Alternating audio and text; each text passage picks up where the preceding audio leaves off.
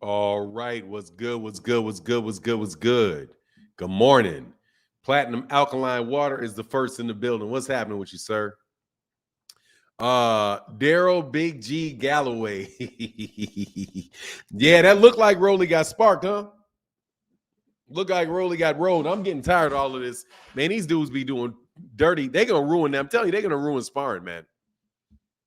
You guys gonna ruin sparring, bro. Like you're not too far from not ever getting good sparring. Like getting a you're because they'll be like, dude, I'm not sparring anybody that's putting tapes out about sparring, man. Anyway, BG Galloway in the building. What's going on, man? Rolly runs his mouth entirely too much, though he has had success. He's not as good as he thinks. But that sparring shouldn't have been made public, man. I'm telling you, they shouldn't have been made public. That's ridiculous, man.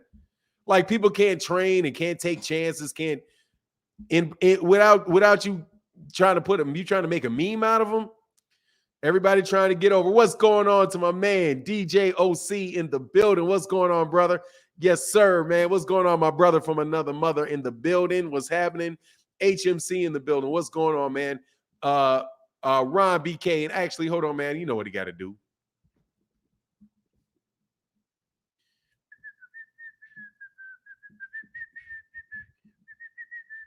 Hit that subscribe button for the parlor of East Wheaton.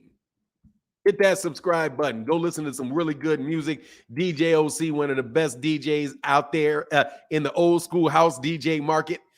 HMC, what's going on, man? Ron BK in the building. What's going on? Christopher Brown in the building. Mike Rhyme, Ray Davis, Cornelius Burnett, Steve Mega. What's happening with you? Zacharias and Cadillac 634, Black Spawns and Black Star Sports, back-to-back black. What's going on? Antonio King in the building, Big Block, Bobby Patterson. What's happening? Undercard Boxing. What's happening, man? What's going on to the member in the building? And my man, Juan Collado, Undercard Boxing said Haney broke the rules. Yeah, I mean, yeah, exactly. Dude, tacky and super tacky. Just tacky, man. Why? I'm telling you, man, people will you mess stuff up for people, man. It's similar to artist albums leaking before it drops. I mean, I don't know, man. I mean, look, there's a lot of stuff that get leaked, but this is a little bit different. These guys are out there like doing it for their own good. You know what I mean? Like this is somebody stealing it because, you know, there's a copy out there that maybe some agents have or something like that. You know what I mean? Selling it for that in that type of way is a little bit different than your camp, somebody that you sparring, somebody that's probably getting paid to spar you, right? Getting paid and putting it out there. It's ridiculous, man, to me. But whatever, man. People are going to do what they're going to do, man. I want to talk about this boxing that's coming up. This should be coming up. We're going to wait till some people come get in the chat. I did get a chance to listen to Chicken Talk's interview with Steven Espinoza all the way. Got to listen to the entire thing. So yeah, man. What's going on, Rise Podcast? What's going on, man? I see you, man. You got that. You got Mr. G String. You got Mr. G String causing you you got G String. You got G String De La Hoya out here causing problems, bro. Ray Davis said, just switch my profile pic, not trolling. Keep rocking. Okay, that's what's up. Got you, Ray Davis. Got you. You got G String or Oscar De La Hoya up there making up stuff, you know. And oh, dude, Mike Coppinger. Dude, I cannot believe what I heard Mike Coppinger say. I cannot believe I heard Mike Coppinger actually say that he has to find a way to punish people who don't give him the information that he wants. If he finds out something is true, he gets a report and he feels like he's got it and that's good and somebody told him the truth, right? And he has a good piece of information. And then he goes to verify it with a third person and they tell him that it's not true. That if he then sees somebody else report the information, that he has to punish the person. Find a way to punish the person that did not tell him what it is that he wanted to know. He has to find a way to punish the person that he believes was not truthful to him. What? Like, what?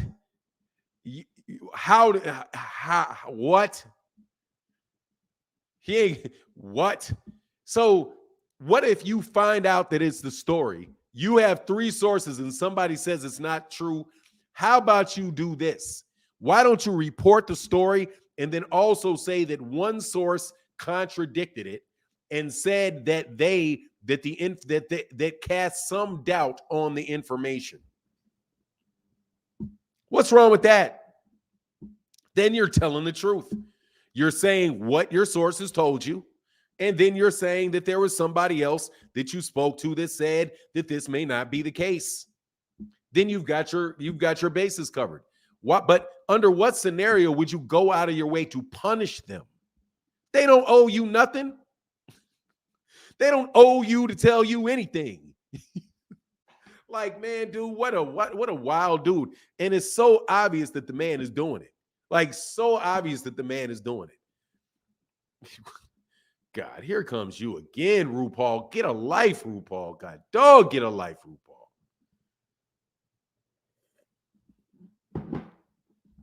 Get a life, homie. Anyway, hey, what's going on, Aisha? Remy Ogun said Ward got to redeem himself since he was capping for Crawford. Look, man, I just said I think he was more attacking. I think he was more getting on the rest of those guys to the double standard they have. Now, if he has the same standard for Terrence Crawford and Errol Spence that he has for Canelo, it is what it is. And dude, it is like, man, get on, man. I think anyway, it is what it is, man. Every morning you come with the same nonsense. Hey, what's going on? Asante L in the building. What's going on, man? Hope you're feeling well. Hope you're doing well. But man, I just don't understand. I don't understand how that man could get that out of his mouth, man. But like for real, like you're gonna find a way to punish him. See, that's people that that's people that do not deserve to have any type of power. That's somebody that you do not let have power, because you know that is abusing it. That is abusing power. That is a blatant abuse of power, where you're going to say, okay, now I got a vendetta. You have a personal vendetta when your job is to deliver accurate information to boxing fans. But you're going to have a personal vendetta. That right there is bias. Mr. Coppinger, that's bias. When you feel like you have to find a way to get back at them, and you feel like you have to punish them, that's bias. You have now admitted that you have bias. You have a prejudice against people, and you're going to find a way to make them suffer. So you're looking for things that are either looking for things that are bad, or you're going to find something and make it look bad. But some way you're going to punish them for something that they did to you personally. Not professionally, personally. Because it's not their duty to tell you the truth. It's your duty to find the truth. They don't have a duty to tell you the truth. It's your duty to find the truth, not for them to give it to you. That's ridiculous. I mean, that's ridiculous. Hey, Asante L, what's going on, man? Dude, that's why they're calling you Cappinger. Because yeah, dude, you're out here bugging, bro. Mr. PSA Crush the Legend. What's going on, man? Is that Crush the Legend? What's going on, man? I haven't seen you in a minute. Steven, good Wednesday morning for 9 in chat. Yes, sir. It's a good morning. It's definitely a good morning. But let's get into this, man. Let's get into the title of the video, because I did listen to the Stephen Espinoza interview thoroughly, and it seems like we're going to get the Errol Spence Jr. Keith Thurman fight at 154 pounds. So, and in Dallas. So that means there's going to be a big stadium fight in Dallas. That's good news. We're going to have fights hopefully in April and in May. It also means that Showtime did not go out of business today. You know what I mean?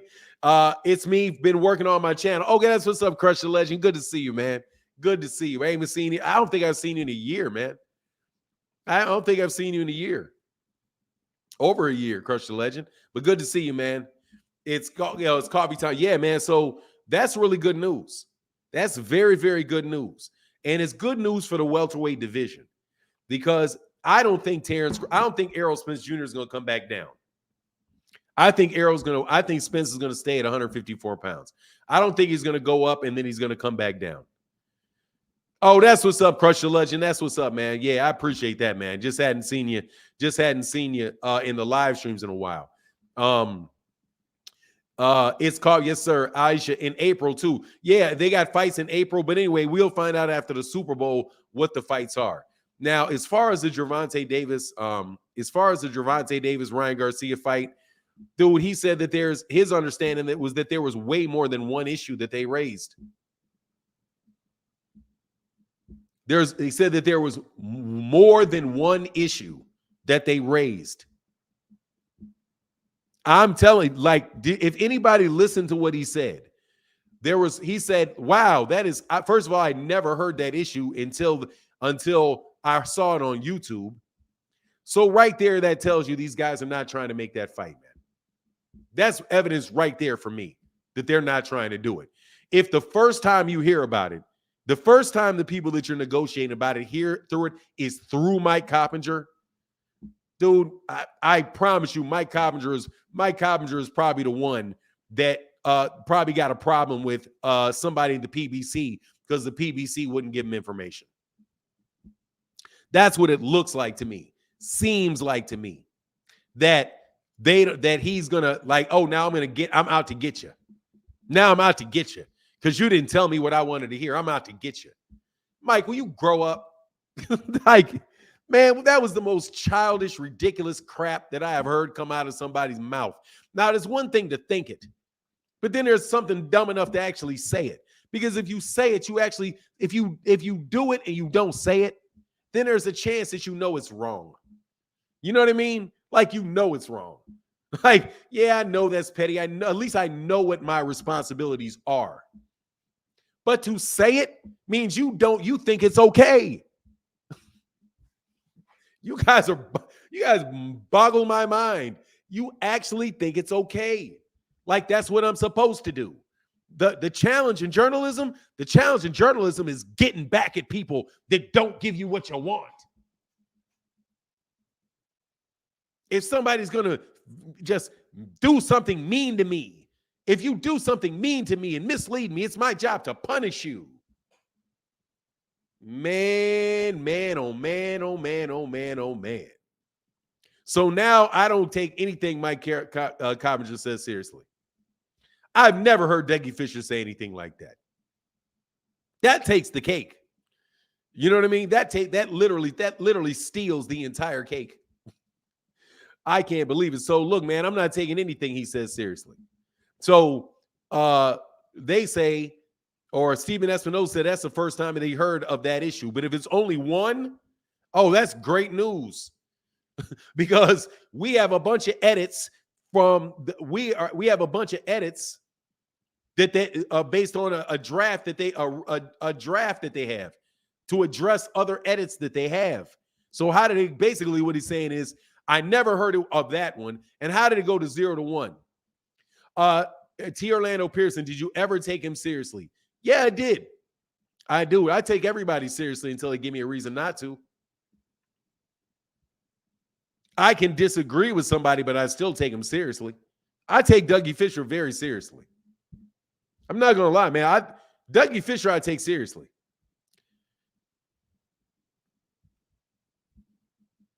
I take him seriously. I may not agree with him, but I think that I don't think that he's vindictive, overly vindictive any more than anybody else. Maybe everybody got a little vindictiveness, the ability to be vindictive in them, but I take everybody seriously. until you give me a reason not to take you seriously, as in you telling me that you're going to take out personal vendettas against people that do things that you don't, that you consider to be not facetious. What is it? I can't recall the exact word that he used. I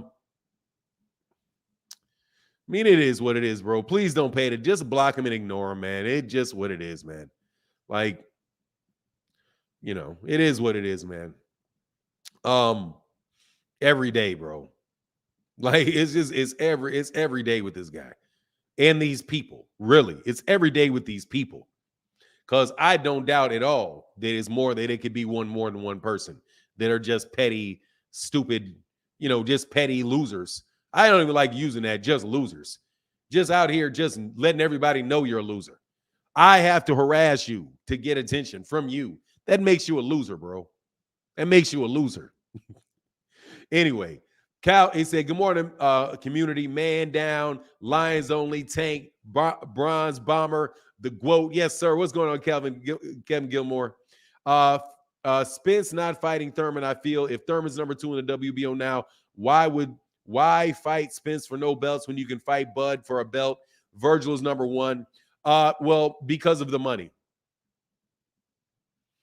Because of the money. Because of the reason that everybody fights for. The money. You're going to fight Errol Spence at 60,000 in front of 60,000 people on pay-per-view. And also, Keith Thurman's not. You do it for the money. However, if some way, some fashion, that he can remain in those rankings, then I'm sure he would take the fight for the belt if he can. But I think Spence is definitely going to fight Thurman, unless for some reason, But now that Steven Espinoza answered the question in the fashion that he did, said barring some last minute stuff coming up, I don't think you're going to have a problem, because you don't have the malarkey going on between Keith Thurman and Errol Spence. Neither one of those guys have said a word this entire time. What about Legacy to Orlando? Man, these guys, man, Legacy is BS. And Legacy is some BS, man. Like, legacy matters. Legacy matters when you have everything else. You know what I mean? Yeah, that's like what about the cherry on top? What about the cherry on the top of my banana split? You got your banana, you got your ice cream, you got your chocolate, you got all the things that you really want, and you're like, where's my garnish? You know what I mean? Where's the garnish on this? You didn't sprinkle parsley on top of. You didn't sprinkle a little green parsley on top of my macaroni and cheese or something. I don't like the color palette. You know what I mean? That's that kind of talk. That's that kind of thing. I don't like the color palette. Yes, be easy that fight. He said, Martin, is that fight still in the works? Errol versus Keith. Yes, sir, it is. Yes, sir, it is. Yes, sir, it is. Yes, sir, it is. And it looks like it's going to get announced after the Super Bowl. So we can get a nice little number of fights, after the Super Bowl. Definitely looking forward to that, man. Real good fights and not this garbage that we're getting, like this. Not garbage. It's not garbage. But like I said, man, Top Rank puts on a lot of cards. And those cards are all kind of like really, really mediocre cards. Very, very mediocre cards. I want to see some fights that I want to see. Like, I don't know of any fight that Top Rank has scheduled that is better than David Benavidez and Caleb Plant. I am very, very much looking forward to that. I always thought Legacy was making the biggest and the best fights. All right, man. To me, it's this is me, okay? And I want to see. Dude, you fucking idiots. You're an idiot. Are we serious? So what is Errol chasing? Just asking. Chasing? He's having a boxing match for money. Yeah, Marquis Love. Yeah, I saw that. I saw he got knocked out. I saw he got hit. Absolutely. I got it up on my channel on a short. Yeah, I saw that for sure. Look, man, I'm really getting tired of all the over the top nonsense that distract people, that are all the distracting conversations that take place. For example, like one of them is this legacy talk. Your legacy is what it is when you're done. When you get done, tell me what your legacy is. In everything else, you always say, would you mind crossing the finish line before you tell me how fast you ran the race? How about that? Would you mind crossing the finish line before you tell me how fast you ran the race? And I mean that. What is going on? Hold on.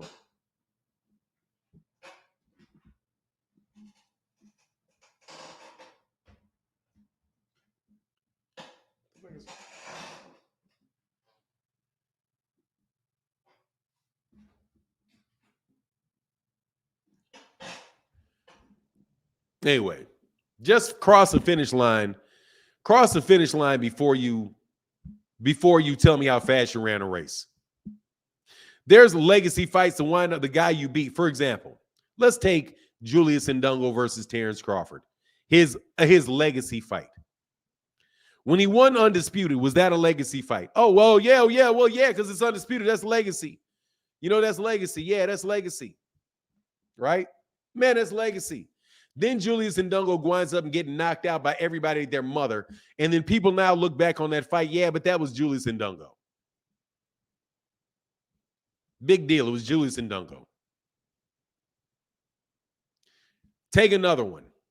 You have Roy Jones Jr. fights Bernard Hopkins early in their career before either one of them have a belt. That fight was just a good fight. Oh, yeah, two prospects fighting each other. Wow, good fight. Roy Jones Jr. wins it. He moves on. Was it a legacy fight when they made it?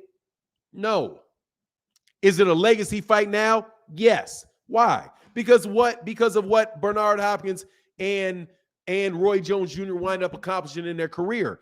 You now know how good that was.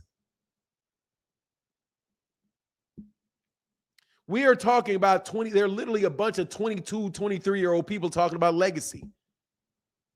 Dude, how about you get done with your career and then tell me how great you were? Don't tell me how great you were right now. Your legacy is what you leave behind. And people say, well, this is all for my legacy.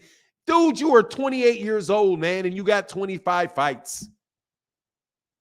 How about you retire, go to the Hall of Fame, and then when everything is done, everybody can do this. They can say, oh, Floyd Mayweather Jr. fought 26 current or former world champions. He was a champion in 5 different divisions.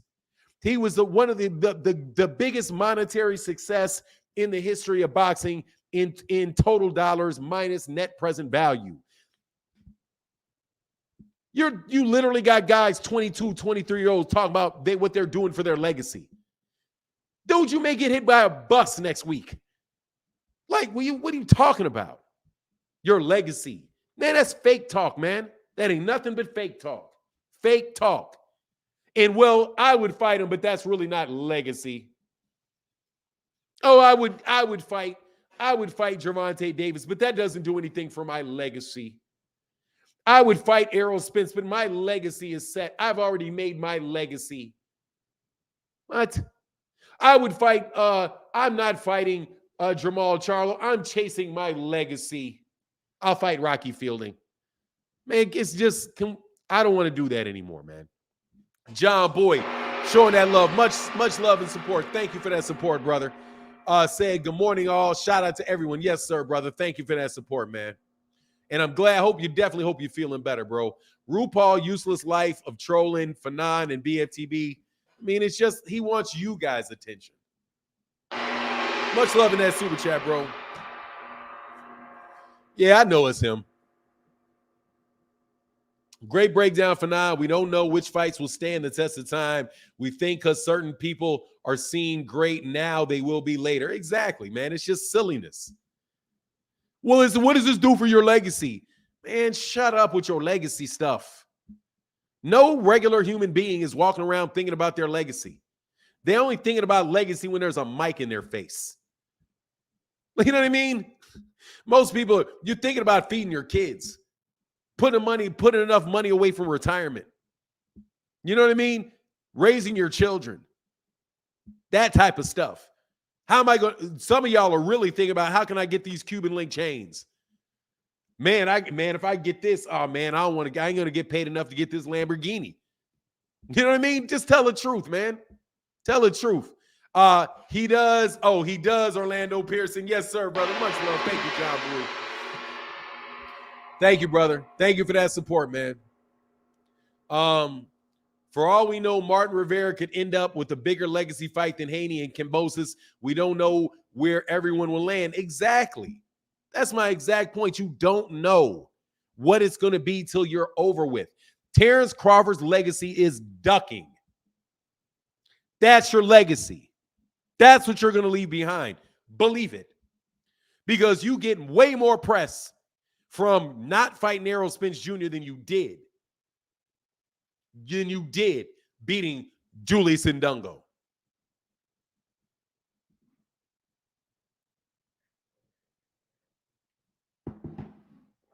You don't know what your legacy is till it's over.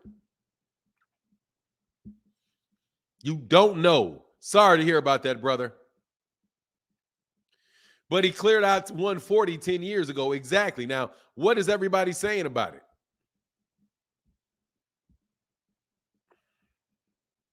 What everybody's saying about it? Nothing. You can laugh all you want, capping, because you capping if you think that's funny. Let me ask everybody, what's the first word that you got? One word. And I want you to give me one word. Watch this. One word that describes Floyd Mayweather Jr. Just put it in the comment section.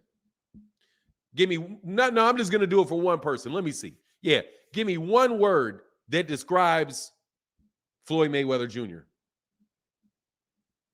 Mike Rhymes says great. Be Easy says great.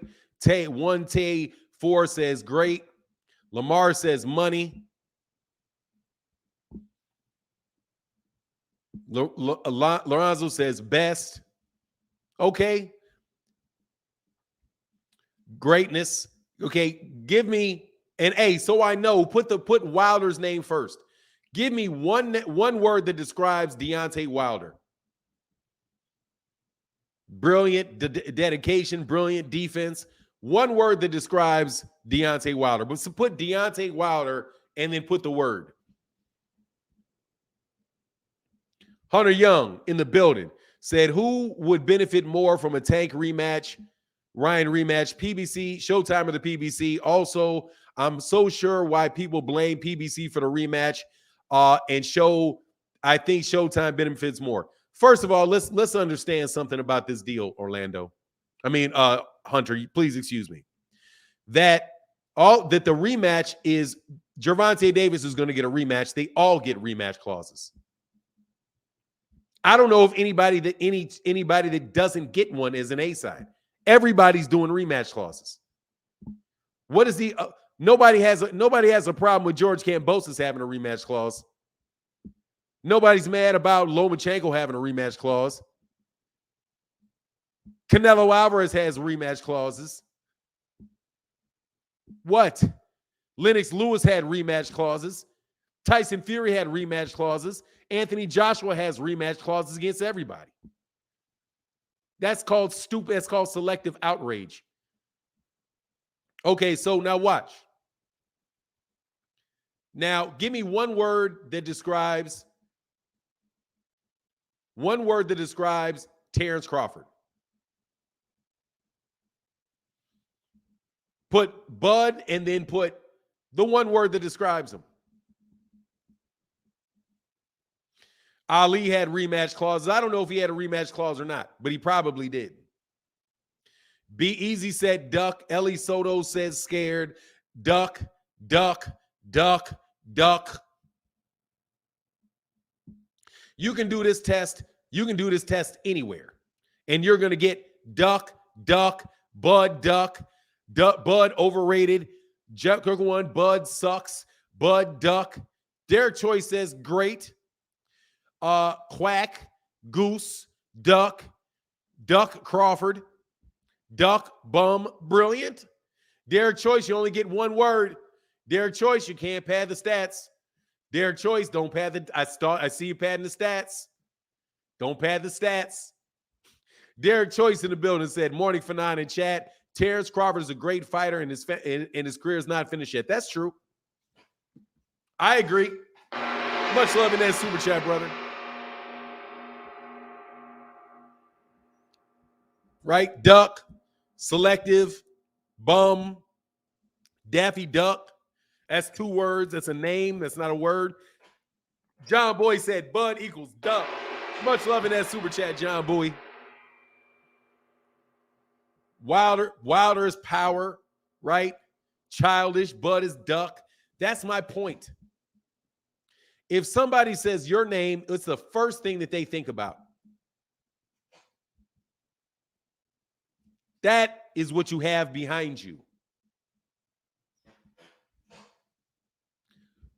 That is what you have behind you.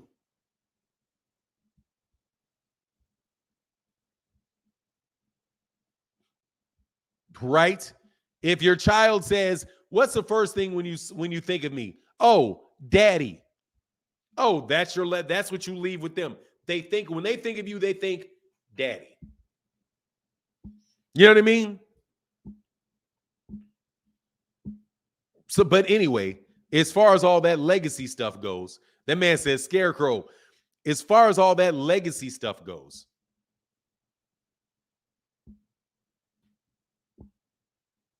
it ain't Julius Ndungo, partner. Man, Rip Jones back in the building. Thank you, brother, for that support. He says, salute John, Fanon, John Boy, and the chat. Thank you, brother. Dark Truth said, great exercise. Yeah, and somebody's going to steal it. I'm sure you will, but you saw it here first. We got 380 people in the building. Do we have the likes up yet? Let us see. Let's put the likes up. We got 124 likes. We got 300 people in the building. Come on, man. Participate in the channel. Get the likes up. So Bud equals Canelo. Wow. I don't know what that means, stick up kid. Bud's biggest fights were in Ndungo and Porter. Look, I didn't want to talk about I swole bro in the building. What's going on, man? I gotta check. No, I don't want to say that. Legacy, my butt, padded records don't count. I'm just gonna tell you, man, all these people talking about what they're doing for their legacy. Dude, that's a reason not to fight. Every time I hear legacy, I hear a reason not to fight somebody. Except Ryan Garcia, who's saying he wants legacy for brother. You want the money and you want to be the best fighter in boxing. You want to be the best. That I believe. If you say that you want to be the best, I'll believe that one. I don't believe this legacy talk. I don't believe it. I just believe that you're saying something that sounds good that you think people are supposed to hear, whatever. And if you really are thinking about your legacy like that, dude, you may not want to put the cart before the horse. I would suggest you do not put the cart before the horse. Bud didn't hear the starter pistol yet before he can say he's chasing anything. Hey, I would say anybody talking about what they're doing for their legacy, man, you want to stop putting the cart before the horse. Do the best you can do today. My legacy today is what I want to accomplish today. You know what I mean? Bang that like button for my guy. He most definitely be putting out good contests for us boxing fans. Salute, Fanon. Thank you, Mega 15. I appreciate you, man. Thank you. It definitely means a lot. They're padding their bank accounts. They are padding, and I don't mind them saying, no, I don't mind that one. I don't mind that one. Hey, man, I'm trying to make this money. What you fighting for? I'm trying to make this money. What you think? And don't not the well, I need to do it to feed my kids. Dude, if you got paid $6 million last year, dude, you ain't got no problem feeding your kids. Okay. What you're trying to do is make more money. And I always favor people that are going to tell the truth. You know what I mean? David Tistain said Rolly got knocked out in sparring with the same punch as Tank. He's a clown. Hey, man, he definitely got hit with it. He definitely got hit with it, you know. And he did. It looked almost the exact same, leaving that, not bringing that right hand back, not bringing that. He ran that same combo, got hit with that same shot. But that's what sparring's for. That is what sparring is for. Don't do that again, Rolly. It's still not something they need to be putting out there for everybody to see. So now that the man can't learn from it. Why y'all time out facts, not fiction? I don't know. I didn't time out facts, not fiction. Marquis is a little trigger happy. Marquis, brother, don't time out people, man, or for not good reason anyway, because I don't see what he said to get timed out. Marquis is very trigger happy. I will say that. I wanted to wait till you did it a couple more times, Marquis. You're kind of trigger happy, brother. Okay. And I don't see what he said. He says stuff I disagree with all the time, but facts over fiction is not something. Bud supposedly ducks Spence, but Spence never responded to spinning the block. Yeah, why would you time him out for that, man? He didn't respond. Yeah, he didn't respond because why would he respond? What's there to respond about? I wouldn't respond to him either. I wouldn't respond to that either, dude. I'm done. I'm moving on, man. Goodbye. You say it's time to spin the block. I already said I'm going to see you later. I'll talk to you after I have a fight, man. Maybe. We'll talk when it's time to have a fight, man. Whatever. Like, I wouldn't respond to him either. Hey, Lorenzo Longino. Longino. Thank you, brother, for that support, bro. And John Bowie in the building said the Rise podcast. Thank you, man. Much love in that super chat, brother. Yeah, Rolly got blasted. I saw that. I still don't think they should have put that out, though. I don't know what that, I mean, you know, you ran the same combo on him that Gervonta'D did. Now this man gets humiliated with. I will tell you this, though. If I saw that, if Devin Haney had put up that type of tape about Hector Garcia, then I would say, okay, I see why he threw you out of camp. That's the only thought that came to my mind. Is that like that's what it looks like when you say, okay, that guy needs to be put out of camp. That's the type of highlight that I was looking for when people said Hector Garcia got put out of camp, got put out of what's his name's camp, Devin Haney's camp. I couldn't remember the name. I don't remember the name, man. Yeah, I'm ready for the 154 campaign for him as well. Absolutely no joke. I'm definitely waiting for that 154 campaign out of Errol and see some fights up there. I'm Rip Jones in the building. What's going on, brother? Thank you for that support, man. He says, salute Sean Clark, Marquis, Zenith 360. Yes, sir. Rip Jones in the building. Hold on 1 second, man. Hold on 1 second.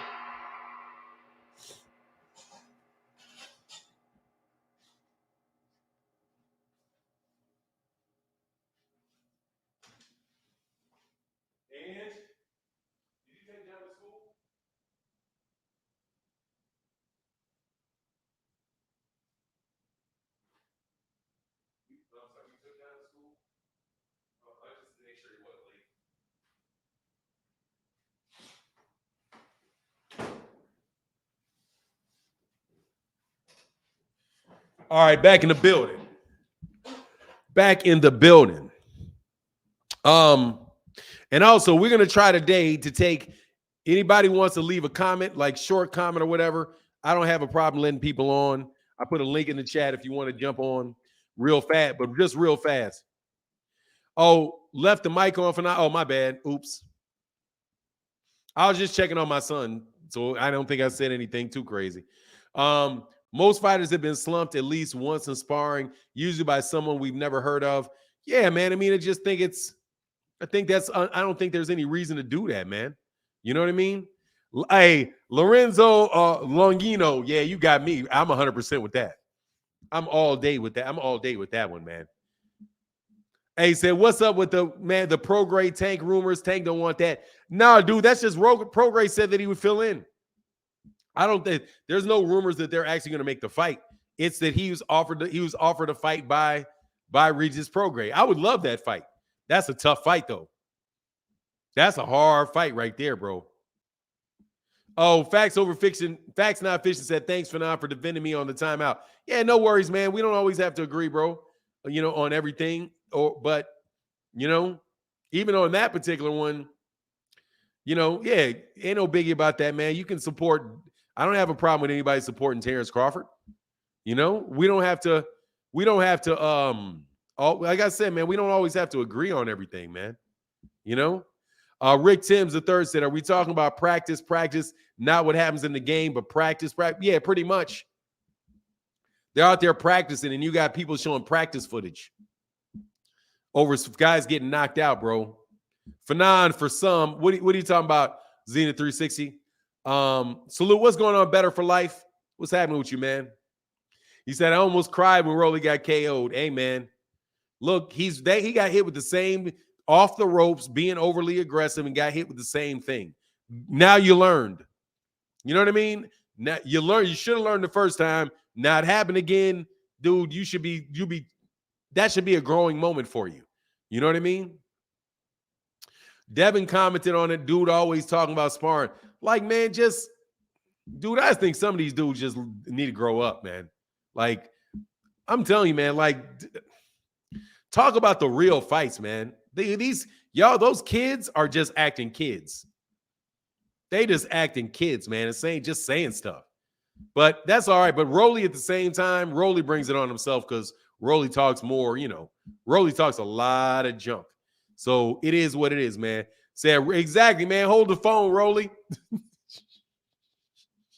It's coming. He said, that's how you learn. Exactly. You get hit with it that's how you learn. Oops, shouldn't be doing that. Man, I wish my son could learn by me just telling him, but he don't learn by me just telling him. He learned by it's got to happen. You know what I mean? I thought Regis meant he wants a Ryan fight. He said he'll step in. He didn't say who he wanted, but you know who he wants. Why would he want Ryan and not Tank?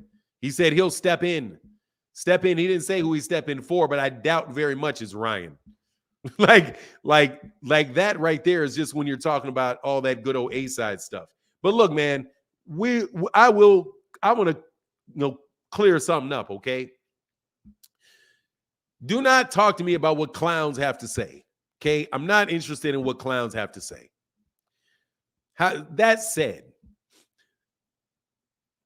look, man,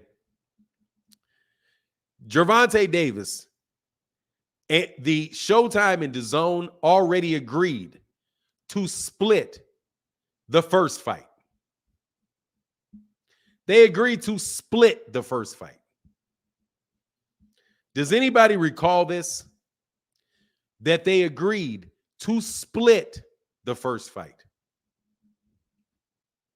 They didn't agree. They didn't say, oh, Showtime has complete control of the first fight. DAZN gets to air a pay-per-view in the first fight. Do y'all not remember this? The idea that this is where I'm telling you, like, these guys, what they said in public and what they're saying now is very, very off. Because they originally said that DAZN can air their own pay-per-view. That the pay-per-view will air on Showtime and DAZN has the right to air a pay-per-view. The fight's going to be available. The pay-per-view is going to be available on both. So in a rematch, why wouldn't it be available on both? See, what you guys are missing is that if the rematch takes place, DAZN will get more than Showtime gets.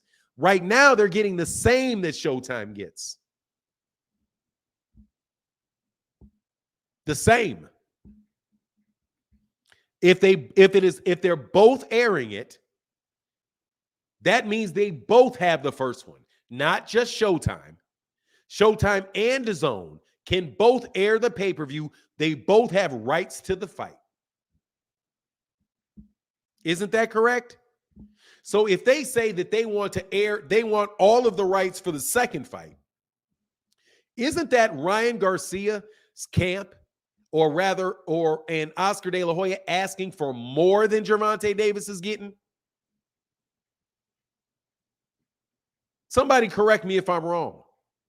I think they're asking for more. The link will be available on DAZN, but it's still all PBC Showtime production. But it is still aired on their channel. It's still available on the pay-per-view.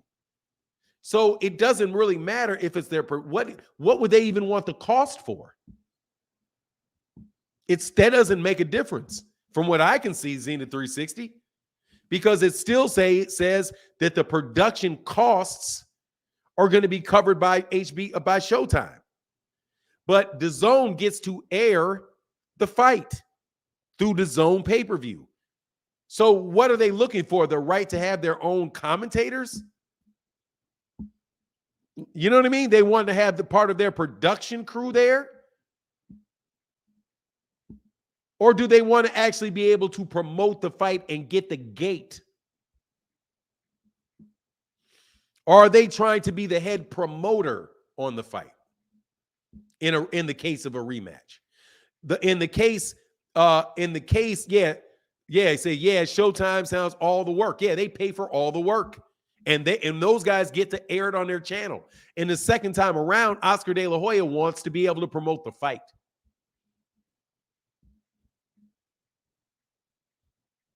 That's what it sounds like to me. So to me, I'm like, man, please, whatever. However, I still just don't think he wants to fight at all. I just don't think he wants to fight. Rip Jones, man, much love. Salute Sean Clark Marquis and Zenith 365. Thank you for that support, brother. Thank you for that support. Means a ton. The Uzi weighs a ton. So again, here's the chat. Fanon, who's driving y'all car? Oh, my wife dropped my son off at school today. My son was so upset yesterday. The man had like one of his best games of the season.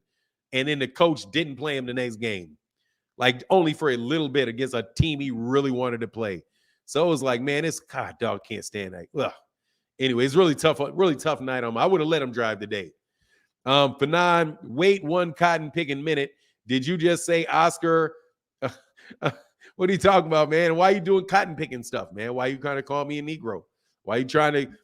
Why you gotta say my hands pick cotton? That is a racial slur. If you did not know that, Rick Timms. Nate C said, Oscar said that's the way it's always been. Does anyone have an example of a rematch where the winner's side became the A side and the main promoter of a rematch? Yes. Yes. Eddie Hearn and Oscar De La Hoya. Yes.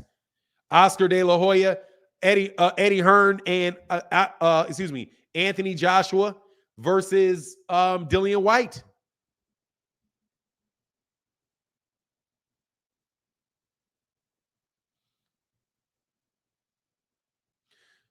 Oh, yeah, let me see. Oscar said that's the way it's always been. Does anyone have an example of a rematch where the winner's side became the A side and became the of where that took place? Deontay Wilder and Tyson Fury. Deontay Wilder and Tyson Fury. That's an example of it happening, but Deontay Wilder agreed to it to get the fight. Because otherwise he would never got the fight. But most times, no, that's not going to happen because it's how much it's your drawing power that dictates that. It's the person with the bigger fan base that dictates that. that should dictate it, or unless they don't care and they just negotiate their way out of it. Keys to the Game Boxing Channel says, King of that blue. Yes, sir. Shout out to the usual suspects. Absolutely keys to the game. What's going on, brother? Hope you well today, man. The A-side's having control of the rematch is standard. Even if A-side loses, all Oscar's rematch he controlled. Pretty much, man.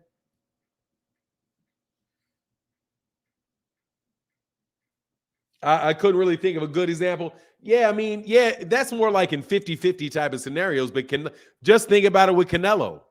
Is Canelo giving up the A-side because look, the A-side ain't about who wins.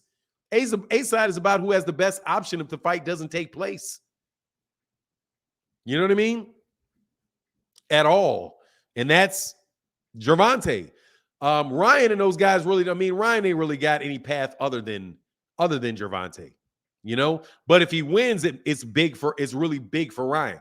I mean, it makes Ryan a very big deal if he wins, which is another reason for me to say no, you don't get nothing. If you win this fight, it's going to be the same thing. You have more to gain out of winning the fight. You're getting the fight. That's your deal. But anyway, you cut it, man. I don't really care about who does what. Big deal. You know what I mean? Timmy Chips Jr. in that super chat, brother. Thank you for that support, man. So nah, man. But look, dude, who cares? Like, to me, really and truly, who cares? I'm on the big who cares about it, honestly. Like at the end of the day, I don't think do not believe that is what's holding that fight up. I don't believe it. I listened to what Steven Espinoza had to say. I don't believe it. I don't believe what's coming out of their mouth. So I really don't even want to talk about who the A side and the B side is. Have you ever heard of Gervonta Davis needing a rematch? Dude, these guys all have rematch clauses. They all have rematch clauses. You know, what do you mean, Rise? What the F about what? I just don't believe that. I'm telling you, I don't believe Oscar De La Hoya and them guys. I don't believe them. I don't care. Like, why does he get a rematch? Why wouldn't he have a rematch clause? The man you could do anything can happen in a fight. You can tear your shoulder. You know what I mean? You have to tear your shoulder. You can get disqualified.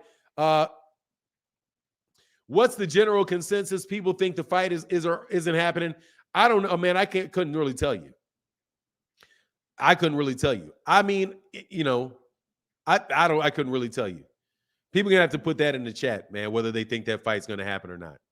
I can't really tell you what the deal. I can't really tell you what the deal is on that. You know, I can't tell you what the deal is. The Rise podcast would know better than I do. You know, makes no sense not to have a rematch clause. These guys always have rematch clauses. Zenith 360 said, Fanon, notice anytime a Black American gets the wheel, then they want to change the rules. They did the same thing for Spence. Somehow PBC guys don't get to flex the A side. Well, it is what it is, man. I'm telling you, these guys got a vendetta out on the PBC. It's very, very obvious. But at the end of the day, man, I would love to see the fight. I just don't believe Oscar De La Hoya. But anyway, man, let's get on to the welterweight division, man. I want to get back to the welterweight division because seriously, man, it said I think it'll happen, especially as Espinoza expects 1 million pay-per-view buys. I said he thinks it'll do well. I don't think he said it'll take 1.2, if I recall correctly. I don't know if he said that he expects that, but he definitely said that, you know, he thinks it's possible. Bill Kimber said, Jaron Ennis does not want to fight Bud. Man, please. I want to get back to honestly, man, I would much rather talk about the welterweight division and the fights that can take place. And I would love to talk about those type of things. The conversation that we were having about Oscar De La Hoya and all this stuff, to me, it's stupid. I said 1.2 and he said he'll take that. Yeah, that's what he said. He said, yeah, he'll take it. That would be great. Yeah, I'll definitely take that. Keys to the Game boxing channel. Shout out to Chicken Talk on that great interview. Ryan should take the fight and shut up. Tank can move on and fight anyone at lightweight and sell out. Ryan cannot. I mean, I agree with that, man. But at the end of the day, bro, I think it's Oscar De La Hoya. I think it's the world famous underwear model, and I ain't talking about masculine ones. I'm talking about Mr. G-String himself. I think it's up to him. And I'm thinking this dude is funny and shady as can be, because he's been super shady and super funny for a minute now. Okay? He's not made fights with Jaime Munguia. He didn't when they originally talked about making that fight between Ryan and Gervonta on Mike Tyson's channel, and Leonard Ellerbe was talking about it, and and these guys were going to do it. The fight didn't happen there. It had a lot to do with Mr. G-String. Okay? I don't believe him. Okay? I don't believe him. And I don't like when they're putting this stuff out in public, because this public, almost to a name, all of these public negotiations end up with the fight not happening. That just is, I don't believe Mike Coppinger. Mike Coppinger's credibility for me is completely and utterly shot. Because now he seems to be somebody that instead of giving you information he may give you some information that's straight, but on other times is going to assist somebody in a cover-up. Like, no, I got to find a way to punish him. I don't want to hear nothing about him, bro. I mean, like, I don't believe him. I'm just telling you, I don't believe Oscar De La Hoya. It's not that I don't believe Ryan Garcia, and it's not that I don't believe Tank. And I definitely believe Steven Espinoza. I don't even know Al Heyman to believe what he says or doesn't say, because he never says anything. So I do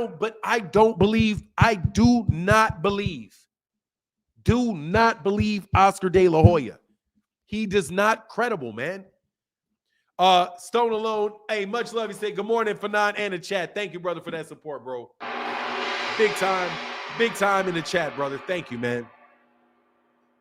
You also had that twerking dance. Ain't funny. Ain't that funny? What twerking dance? I don't know anything about body twerking. I don't watch twerks. Like, Fanon, is it okay for Tank to start shopping after some offer to Ryan? Look, they can do whatever they want to do, bro. They can do whatever they want to do. I'm not trying to tell Tank what to do. I ain't trying to tell anybody what to do. I'm telling you, I don't believe Oscar De La Hoya. That's what I believe. I don't believe public negotiations. I don't believe them. Every public negotiation that I've seen has been a fraud. Every single solitary one of them. None of them pan out. The fights that take place are almost always fights you don't hear about until they just take place. Keith Thurman, you have not heard anything from Keith Thurman, anything from Errol Spence Jr. about their fight. Nothing. You don't hear Terrence Crawford saying, oh, let's talk about not Terrence. Keith Thurman saying, I want $6 million. He's not giving me enough. I need 40%. No, you don't hear any of that stuff. And if that fight gets announced, and that fight takes place, it's going to prove my point. You didn't hear any of that back and forth stuff going on between Ugas and Spence. None of it. Honestly, very little of it between Terrence Crawford and Sean Porter. You knew that, this guy's the mandatory. He became the mandatory. So you knew it was going to happen because he became the mandatory. You just don't hear a lot of it unless somebody's playing games in the press. I just think that they're playing games in the press. So I don't believe Oscar De La Hoya, because Oscar De La Hoya has a phone that works. Oscar De La Hoya has a phone that works. Obviously, because people keep getting them videotapes on him. He has a phone with a camera on it. He can call up Al Heyman, or he can call up and by the way, do you remember when Oscar De La Hoya said that the reason that the fight was going to get made between Gervonta Davis and between Gervonta Davis and Ryan Garcia was going to be because Floyd Mayweather Jr. was involved. And it wasn't going to happen if because Al Heyman doesn't want the fight, but Floyd Mayweather Jr. does. He believes Floyd wants to fight. It's Oscar De La Hoya. It's Al Heyman. So this guy that definitely has a big grudge with Oscar De La Hoya, we're going to skip over the fact that that man has that type of grudge and animosity against Al Heyman. He sued. Not only did he sue him, even when his case looked stupid, he continued to sue him. But that's not, and he said now, and Floyd is not involved in this negotiation. He said because Al doesn't want it. So now he's out there talking about Al not wanting it. And that's what Mike Carpenter is saying. Well, it's not Gervonta, it's people behind the scenes. It's not him, it's the people behind him that don't want it. What people behind him? Calvin Ford that is out there anxiously talking about that fight. Who's the person behind him that doesn't want it? You can't be talking about anybody but Al Heyman, which is the information coming from Oscar De La Hoya, and Mike Carpenter reports it as if his source does not have a reason to feed him that information. A reason to feed it to him. Hey, put this on ESPN, Mike.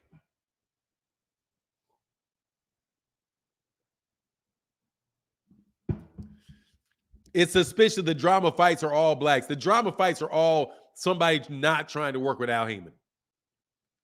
You cannot tell me Top Rank and Golden Boy, who both sued to try to put the man out of business, are just in love with the idea that he's making fights. I don't believe it. Okay? I don't believe it. The guys, people that are running around saying the man is going broke and going out of business, that they're just actively involved in, and not standing in the way of him making fights when they can stand in the way of him making fights. Yeah, I believe that. I'm sorry. I don't believe it. They have a track record. They have both Top Rank and Golden Boy have sued Al Heyman. Matchroom Boxing has been predicting the failure of PBC and Showtime for years.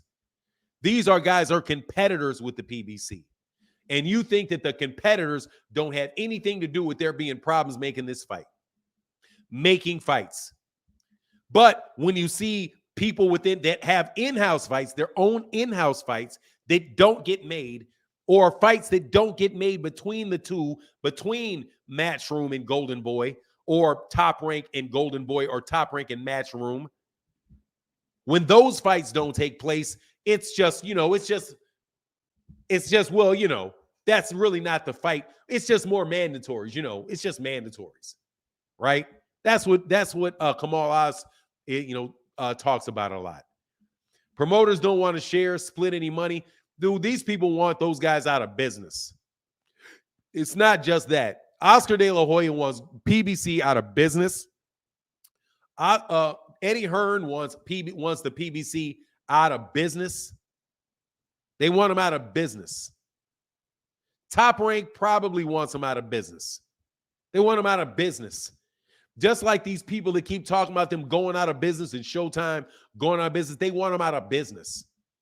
Otherwise, why would they keep predicting that they're out of business? And then why would they be putting out all this press about them? Why would they even be engaging in all of this over the internet gossipy crap like what Max Kellerman does?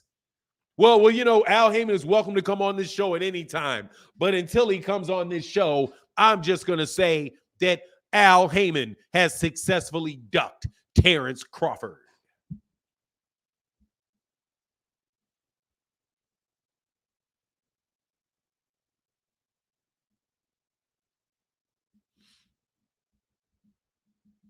I don't know.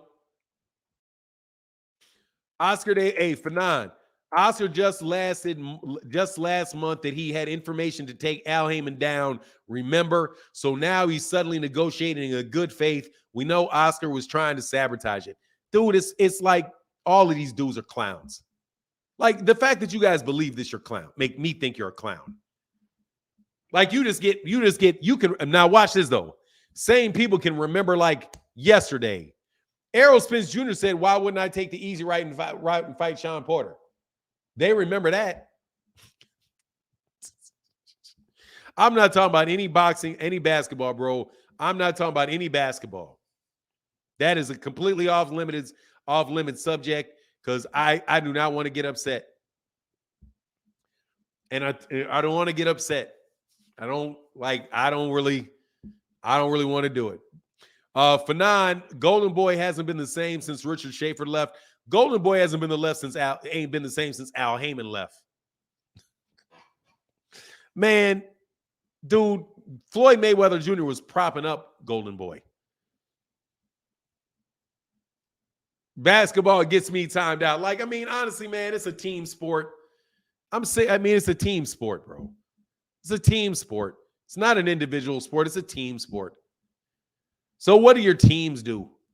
My Bulls suck. I don't care I could care less if Zach Randolph, Zach LaVine became the highest scorer in the history of, who cares? He ain't won no rings for me. You know? Yeah, I saw it. I saw him get clipped. And that's what you get, man. You keep making the same mistakes, you get clipped. At the same time, I'm getting sick of I'm tired of these people doing this stuff with sparring sessions, man. Like, I mean, it was cute. It started with just rumors. You know what I mean? And Errol Spence Jr. never released a tape on Floyd Mayweather Jr., and he never said what happened in the sparring. All of a sudden, these guys are all trying to get famous off sparring. You know? I mean, like, for real, like, I just don't care, man. Like, I don't care.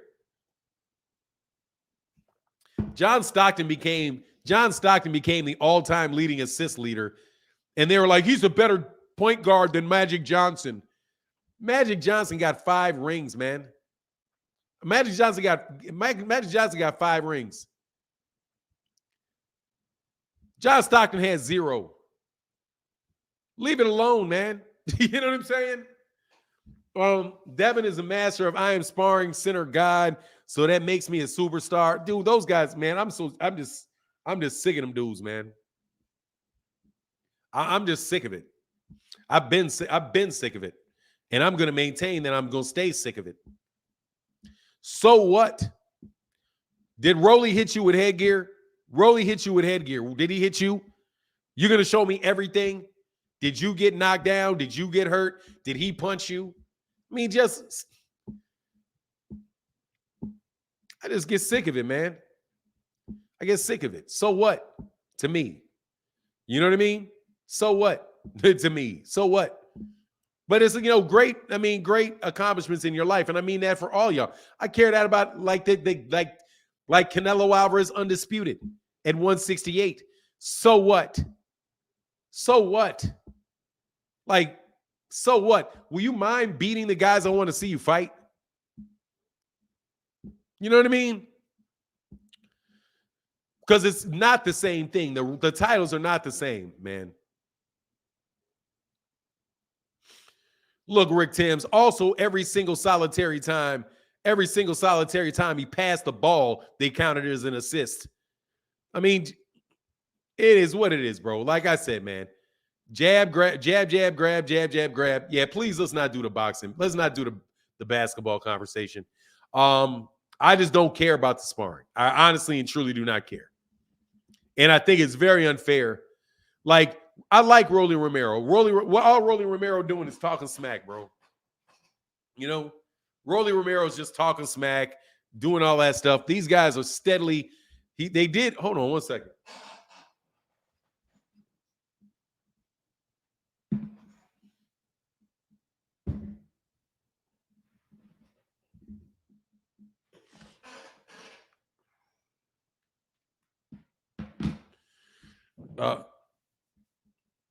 Like, man, seriously, I just don't care about basketball like that.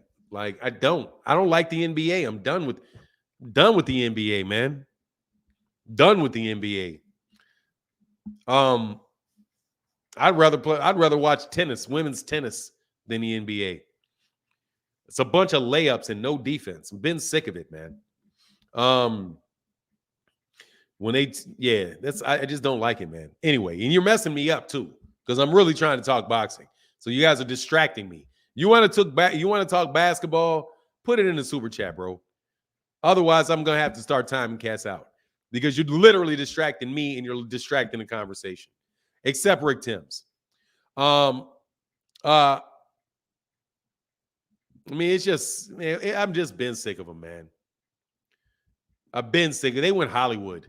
But anyway, man, back to this stuff. So Terrence Crawford and this Jaron Ennis, like with this move with Errol Spence Jr. going to 154, if he doesn't come back, now the proof is in the pudding for Terrence Crawford. The proof is in the pudding for Terrence Crawford. We will see whether or not he is going to actually fight any, because just because he left doesn't mean they don't have killers in that they don't have killers. They still got killers at 147. So we're going to see whether or not he fights Jaron Ennis, whether or not he fights somebody like Virgil Ortiz, right? Whether or not he fights those guys. Now, if he's all gung-ho to fight anybody, if he gets all gung-ho to unify, or he doesn't want to unify at all and just still doesn't fight these guys, it's just a very, very tough situation for him. You know what I mean? What is stupid Nebraska made? Y'all, yeah, please stop, bro. Please stop that. Chillville, what's going on, Chillville? How you feeling, Noop? He said Terrence Crawford is going to retire before he fights the top welterweight. Terrence Crawford's going to sneak around. I'm telling you, man, God don't like ugly. I'm telling y'all, God don't like ugly. He's going to turn around. He's going to turn around and get clipped. You know what I'm saying? He's going to turn around and get clipped. God don't like ugly, man. Like, you're going to have to, like, if you playing out, if he's not playing around, and this is just me and my karma. This is just me and my karma, okay? If you're really playing around and you really are playing games, that's going to come get you. Because he hasn't fought anybody in a long time. He hasn't fought any real competition in a long time. You know, it's going to come to get you. It'll come to get you when you least expect it. You know? Z-Side Bud will fight Baron Davis before he fights Jaron Boots Ennis. I'm still going to talk about him fighting him. TJ Swords, Fanon, any truth to Bud and Errol's secret negotiations? If they're secret, how would I know? I don't know if there's any truth to that or not. Do I believe it? No, I do not. And I'm telling you, one of the very few things that I'm very happy about happening is that people are not able to sneak that. No, if it's secret between who? Because Errol got a fight coming up. What type of negotiations is there to be had? I think about it. What negotiations is there to be had? Terrence Crawford said he had already accepted all of their terms. It isn't as if his leverage increased by fighting David Avanesyan. So what negotiation really is there to have?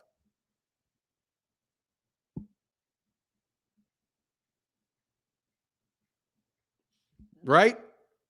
I mean, I don't know what they would be negotiating for. He said that he accepted all their terms. So if he accepted all their terms, what's there to talk about? You just go straight into the fight, right? And why? And on top of it, why would he negotiate now? Errol's got a fight coming up with Keith Thurman. And and guess what? He'll have a rematch clause. Y'all some bozos, bro. BLK Prime and a hedge fund offering $25 million, bro. He's not going to go for that. They already said no to that. There's no reason to try to get Jay-Z to try to get Jay for Terrence Crawford to go recruit Jay-Z to make him the A side.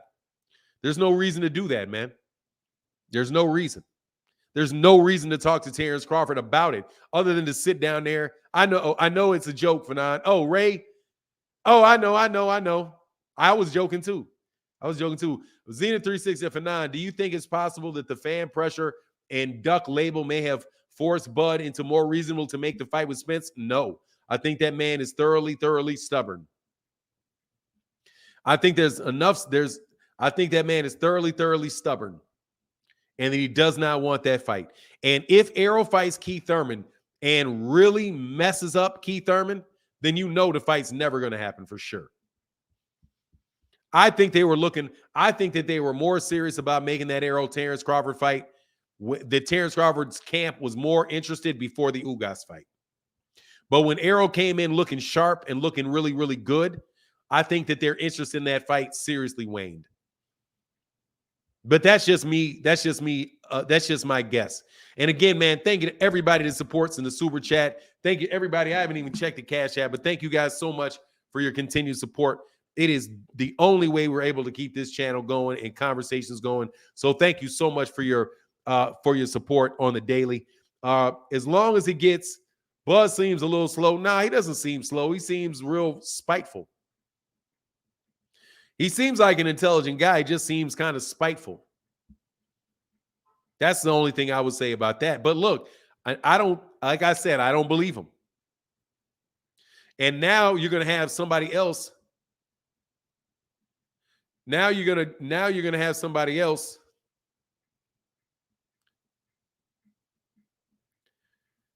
Now you're going to have somebody else trying to jump in the middle of the fight. I just don't believe these dudes, man. I'm just telling you the flat out truth. I don't believe them. I want to see fights that can take place, and a fight that I think can take place. I don't want to just, maybe Terrence just won't fight Errol. Maybe Terrence just won't fight Errol, and that's the problem. So I'll hold up hope that he'll fight somebody else that he thinks he can beat. You know? I'm going to hold up hope that he'll fight somebody that he thinks he can beat. Is he an intelligent guy? Look, man. Yeah, Bud seems like an intelligent guy to me. These guys don't seem dumb. RuPaul seems dumb. Like RuPaul, that he seems dumb because he really is just wasting his time. You know what I mean? Like he literally is out here wasting his time.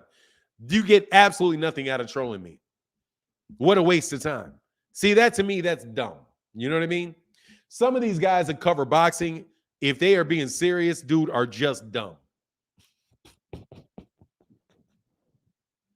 One guy in particular, bro. Man.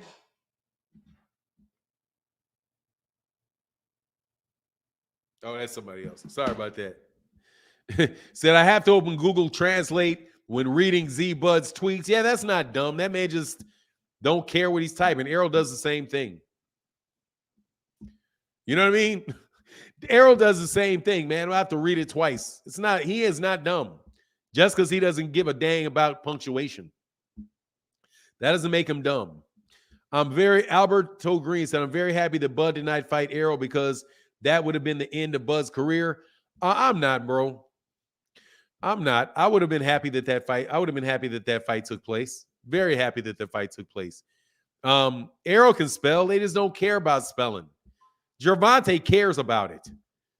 And there's no reason for me to believe that Gervonta Davis has that much better grammar than Errol Spence Jr. does or Terrence Crawford. Gervonta Davis just uses punctuation. He doesn't do this thing that these young kids do now, which is act like tweets, like grammar and tweets don't matter. Look, you may not be in school, but people don't understand what you're saying. Grammar is not there to get a grade. Grammar is there so people understand what you're saying. Those things are there for a reason. Periods are there for a reason. Commas are there for a reason. They're there for a reason so that people can understand you.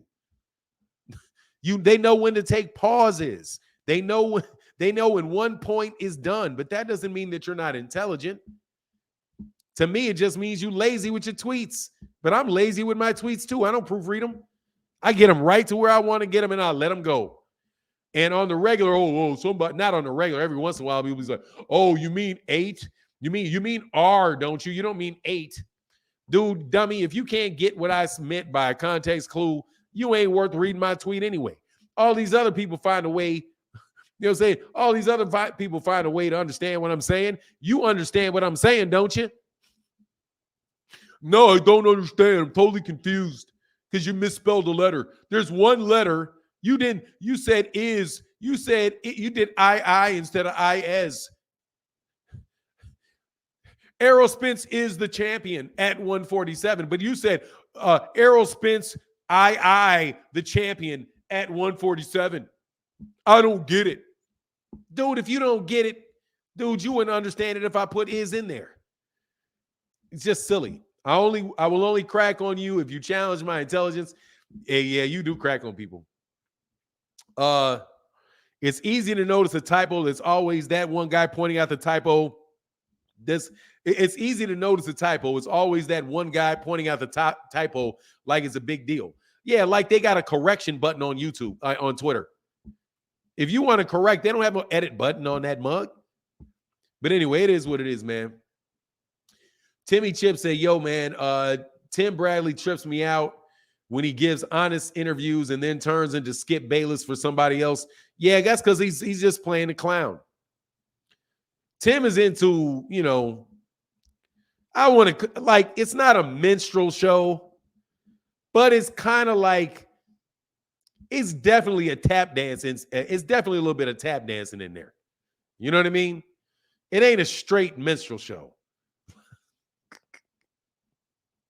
And Heather, he says, sorry, I love some commas and periods. Yeah, just use the commas, use the periods, and people will understand what you mean better. But Errol doesn't do it. Terrence Crawford doesn't do it. I figure out what they say. You'll live. You know what I mean? First of all, the conversation is just supposed to be fun. You all take all the fun out of this stuff with all of this ridiculousness, man. All of the ridiculousness. You know, I use them. But like I said, man, like if it goes, sometimes I'll delete the tweet and correct it. But honestly, man, really, I'm fine. You're fine. Hey, my guy Tatted Up, G Tatted Up TV said, my guy Fanon, Mr. Spin the Block with the best content every day. Thank you, G Tatted Up. We try. It's just it's a dry time in boxing right now, so we're getting through it. You know what I mean? It's a dry time in boxing right now, so we're just getting through it at this point. You know, we got to deal with a lot of the trash type conversations. Hey, brother, thank you, man, for that support. Big time support. Thank you for putting some color in the chat. Lee Ho Shing said, Uncle Tim, yes, sir. Thank you, brother, for that support, man. Ron Walker way behind the chat. Impervious said, Tim held no punches on the hitting the situation. Man, I saw one video of that girl. I knew she was a crazy lie. First of all, she never said he hit her on that thing. He never said it. So I don't even know what Tim Bradley was talking about. When Tim Bradley said, oh, I know what she said, and she can, nah, bro, if you heard what she said she did not say he did anything. She said, here he's coming, I'm afraid he would. And guess what? Being afraid does not mean you're not guilty. You're not scaring somebody, is what she said. And then she said nothing happened, but you're not going to take her at her word. You're just going to think this guy's just a piece of this. Man, Tim Bradley, dude, whatever, bro. Like I said, man, you better hope that don't come back on you. You better hope that energy don't come back on you. Because that's just not right, man. Like, and what has happened with it since? I don't know what happened. Somebody asked me what's happening with the February thing for Tank. We'll find out what's happening. More than likely, they're going to reach some type of plea deal where they're happy with their plea deal. Probably for a hit and run. And that's bad, but hit and run, that's not the same thing. That's not battery. So y'all can take a chill on all of that talk. The corporate color commentator for the firm. I mean, whatever it is, I mean, it is what it is with those guys, man.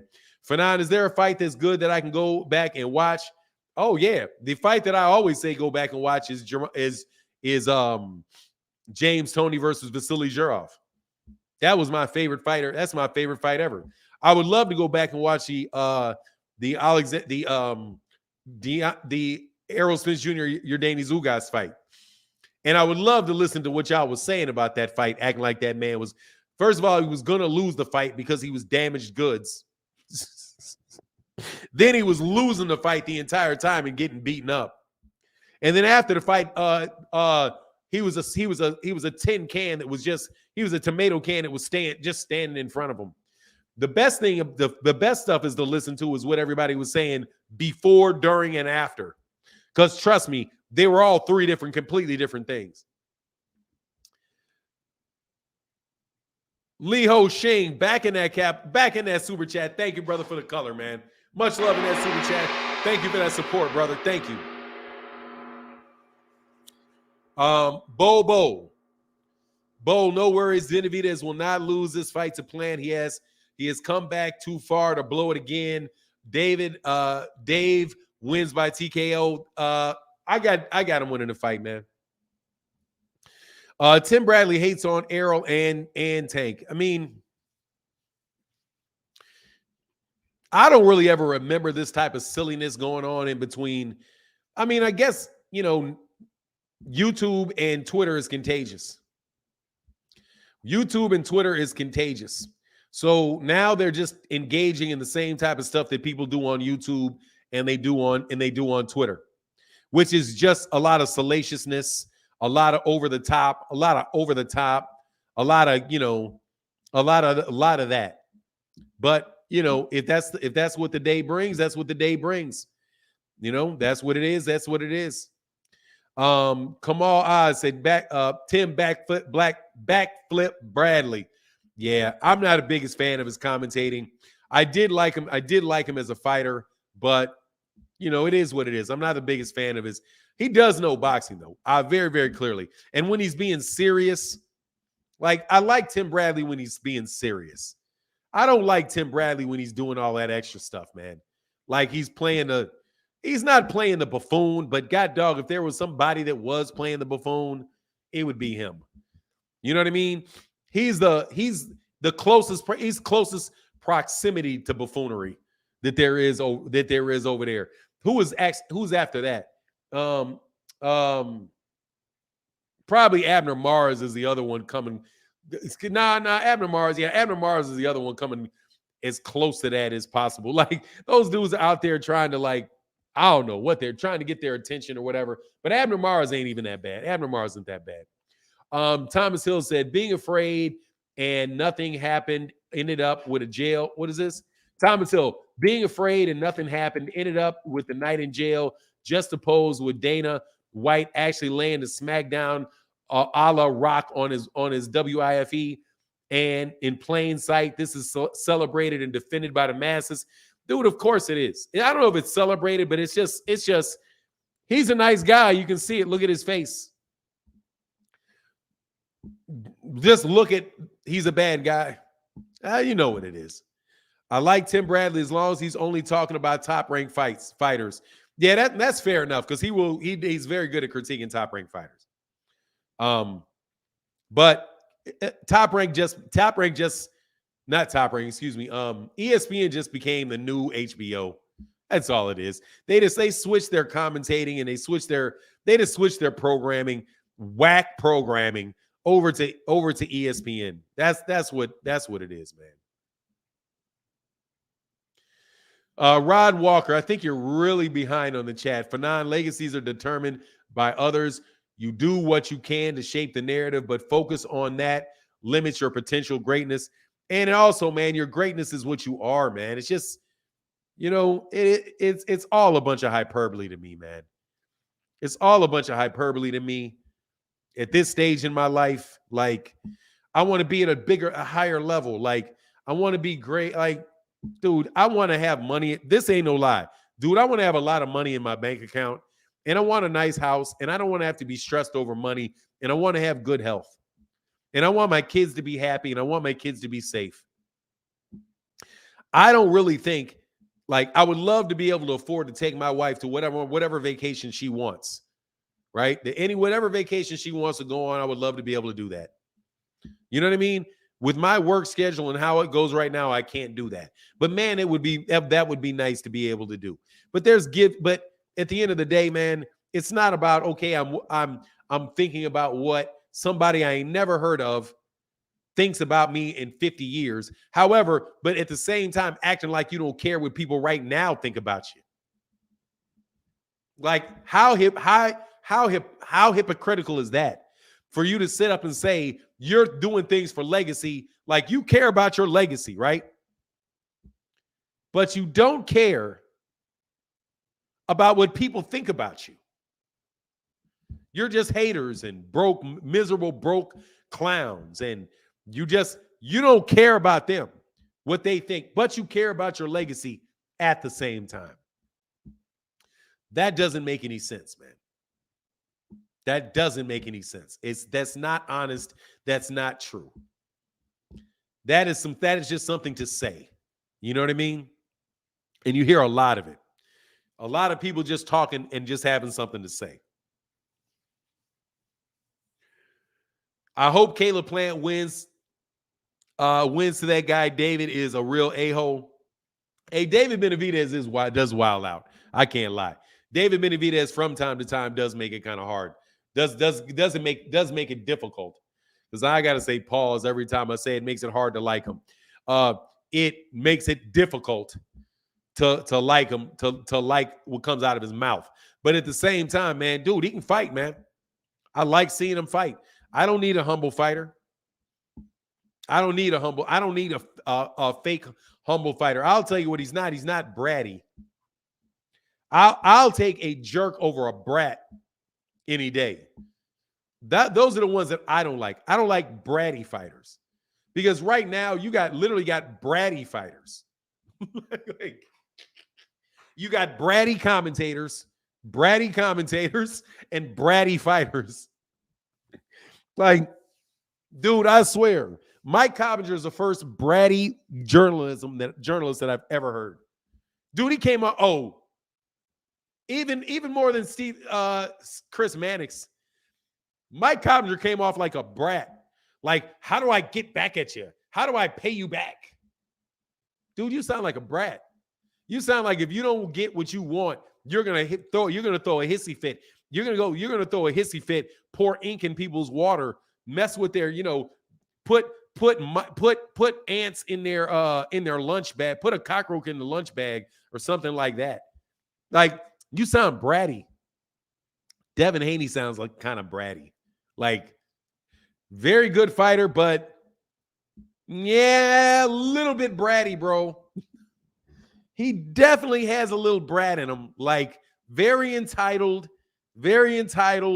will like thinks saying whatever he needs to say at the time is okay. Like, little bit bratty. You know what I mean? Definitely bratty. Like, definitely bratty. Hey, man, don't get me talking. Goodness gracious, bratty. You know what I mean? T-Bud Crawford throwing a fit when he don't get $20 million to fight a journeyman. Yeah, Terrence Crawford is bratty. I would say he's a little bit. Like a little, but in a different way. But in a different way, like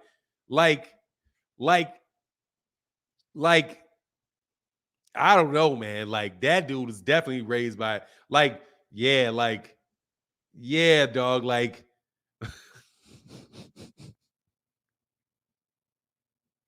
like, yeah, man. I don't even want to say it, man. But yeah, he definitely gives off that energy, bro. But a brat too. Definitely, he can't get his way. He ran whining to the media, like, just the way he said, "Nah, not never, no." You know what I'm saying? Like, nah, I ain't spitting it out, man. I ain't spitting it out. Like I said, man, I'm tired. Like, I don't want to do any of that. I don't want to do any of that stuff, man. I don't want to do any of that stuff anymore. I want to talk boxing. You know what I mean? That's all I want to do. I think everybody knows what's going on. I said my piece. To the extent that I need to say my piece. But ain't no joke, bro. Like for real. Like definitely we got bratty, like bratty. Like bratty. Like that's the only thing I can say. Like for real. Like a brat. Like spoiled. Definitely spoiled. I say it, he acts like a female. No, I wasn't gonna say he act like a female. I wasn't gonna say that, but I will say he's definitely hung out with his sisters a lot.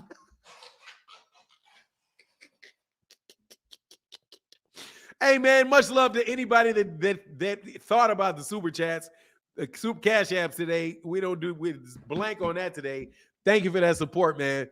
Kamal Oz in the building. What's going on, man? He said it's official. Bum Lufkin, Ducks Falco drops the IBF. Oh, jeez. So now we're gonna get all right. So now he can fight. I mean, no, I'm not. I'm just saying. Dog, when you raised by when you are nothing around, when you don't have any brothers, you just have sisters and your mama. Dude, you will have a little bit of that. You can't help it because you around them all the time, bro.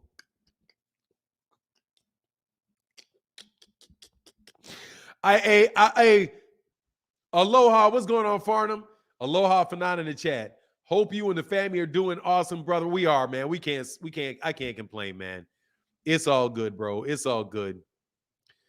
This generation has a legacy with losses, was the first to dethrone the GOAT. And here's an example. Oh, you guys are on something else, man. Oh, Ray, they said Cash App got you. No, brother, I appreciate the support today. I'm just saying it is what it is, brother. I appreciate you guys. You guys come chop it up with me every day. A lot of y'all are here every day. I so much appreciate you guys hitting the like button. Man, subscribe, hit the like button, man. I just appreciate any way that you guys can support the channel. I appreciate it. Because for real, the channel isn't about me, it's about you. I would not have trolls and all this stuff doing this if it wasn't for you all. You know what I mean? I do it without it. Not saying that people that do it with co-hosts got it easy, because that's not the truth. But I'm just saying, bro, thank you very, very much, man. And yeah, man, somebody touched that Cash App today, brother. Thank you, man. Appreciate you, bro. Ray Davis in the building said with the $2 holler in the Cash App. Thank you, brother. Boom. I think it's back here. You can see it back here better. Or here, or there. It's got to adjust. Much love, brother. Thank you, bro. Big time in that Cash App. Thank you, man.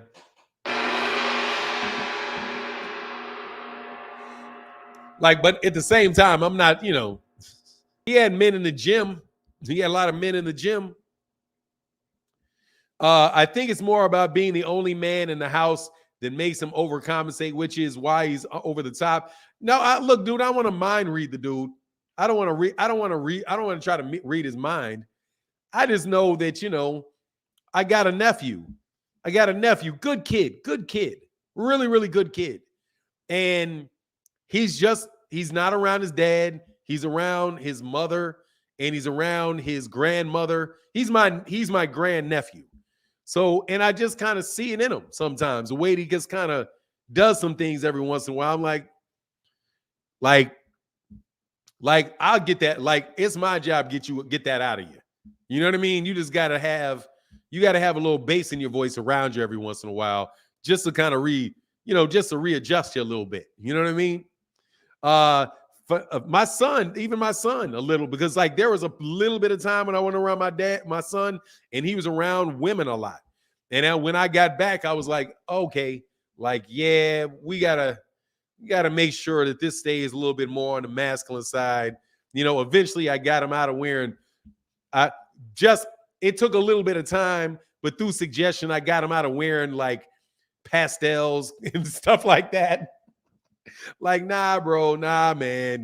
You gotta toughen that up. Sky Miller said, just showing support, hit the like button. Thank you for the $2. Hey, the Blues been coming in like a champ this weekend, bro. Just to let you know. Y'all Blues have been very, very, very important to the channel this week. So thank you, man. I said, if Bum Lufkin doesn't fight Lara next, he loses the WBA. He will. Dude, man, can he just retire? Get out of the way. Like, Gennady Golovkin been done, man. You know what I mean? Almost 500 people in the building, only 200 likes. Let's see. I think there's probably more. Yeah, dude, come on. If we get the likes over 300, that's what I'm telling you, man. Y'all just sitting around not doing nothing, bro. Okay, in the chat. Y'all are just sitting around not doing nothing in the chat, bro. Okay. He said, tell the truth. I'm telling you. Can I get some milk and cookies? Like, nah, it's more like, nah, man, you gotta, like, we ain't trying to have none of that, dog. We ain't trying to have none of that. Like for real. Like, dude, no joke. I'm bribing him today. Like for real. Like, who you going out with? Is it a bunch of dudes or is it a girl? It's a girl. Okay. I give you money for that. I ain't giving you money to go hang out with no dudes running around. Hey, keys to the game. Boxing said, somebody say blue. Yes, sir, bro. Farnham say, can people please pray for my people in Turkey? I have lots of family there. Thankfully, they're okay, but so many died. Absolutely, man. Shout out to the people in Turkey. And that's 3 of the best wishes for you. She said, tell the truth. I'm a beautiful black woman. Look again. What you talking about? What's that? Pink polos in the Blackwell. No pink polos in the Blackwell residence. Nah, I mean, we had to try to, he eventually toned it down. Like, my son can dress. Like, he's really can dress. He's likes to dress. So, but you know what it is. Those kids got different ideas, man. Oh, jeez Christ.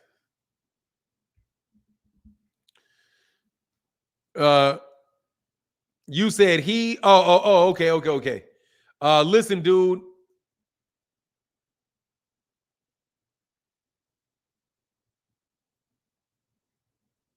Oh, okay. Kamal Oz, you can do that, man. Yeah, I'd been on Moore born to 74.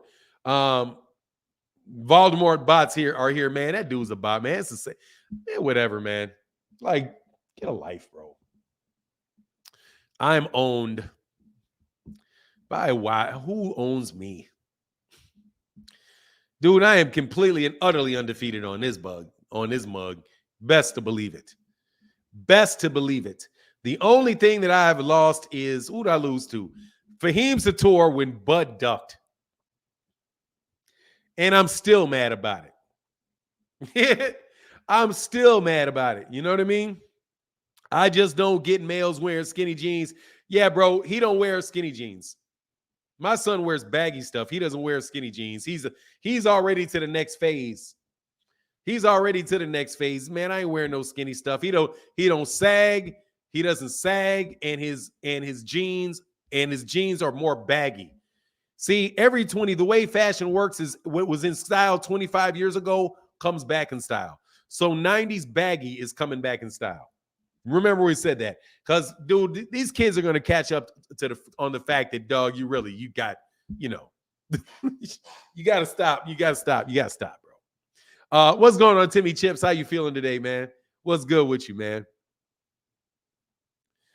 Dude is obsessed. Look, man, these guys are wild boys. They're trying to start beef where there is no beef.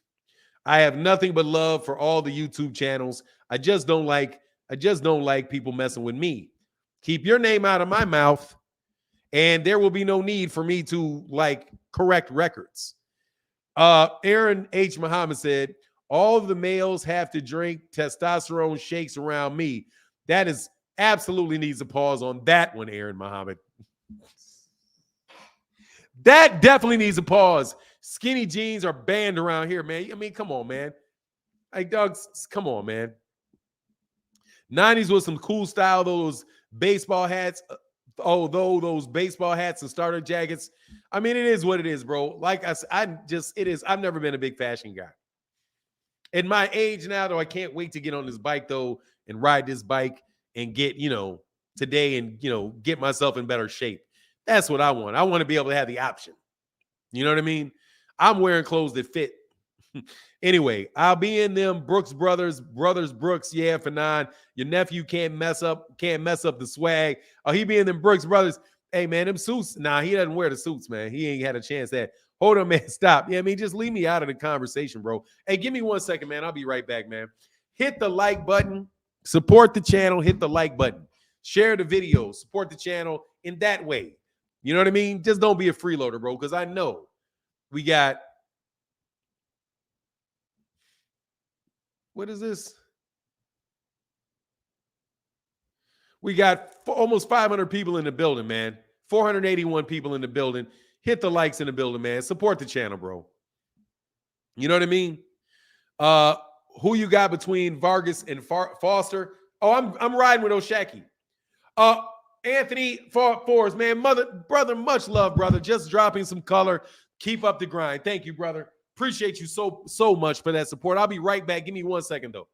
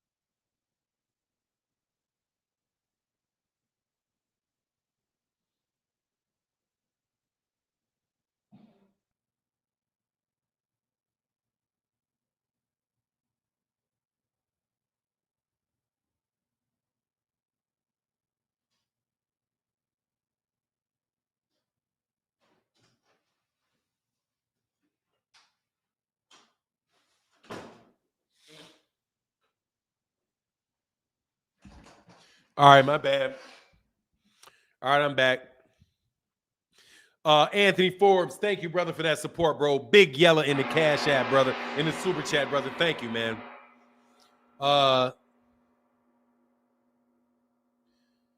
Yeah, I was just about to say Bobo, happy for him. Oh, that's not me. That's for somebody else.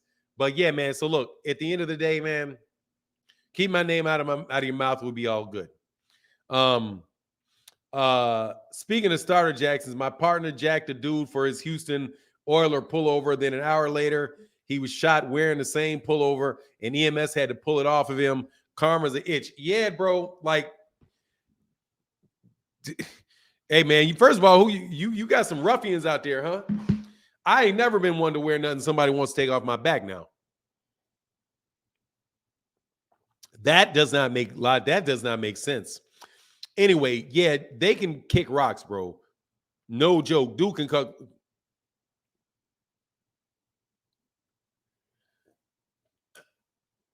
Dude can kick rocks, bro, in my opinion. Gennady Golovkin's just a placeholder.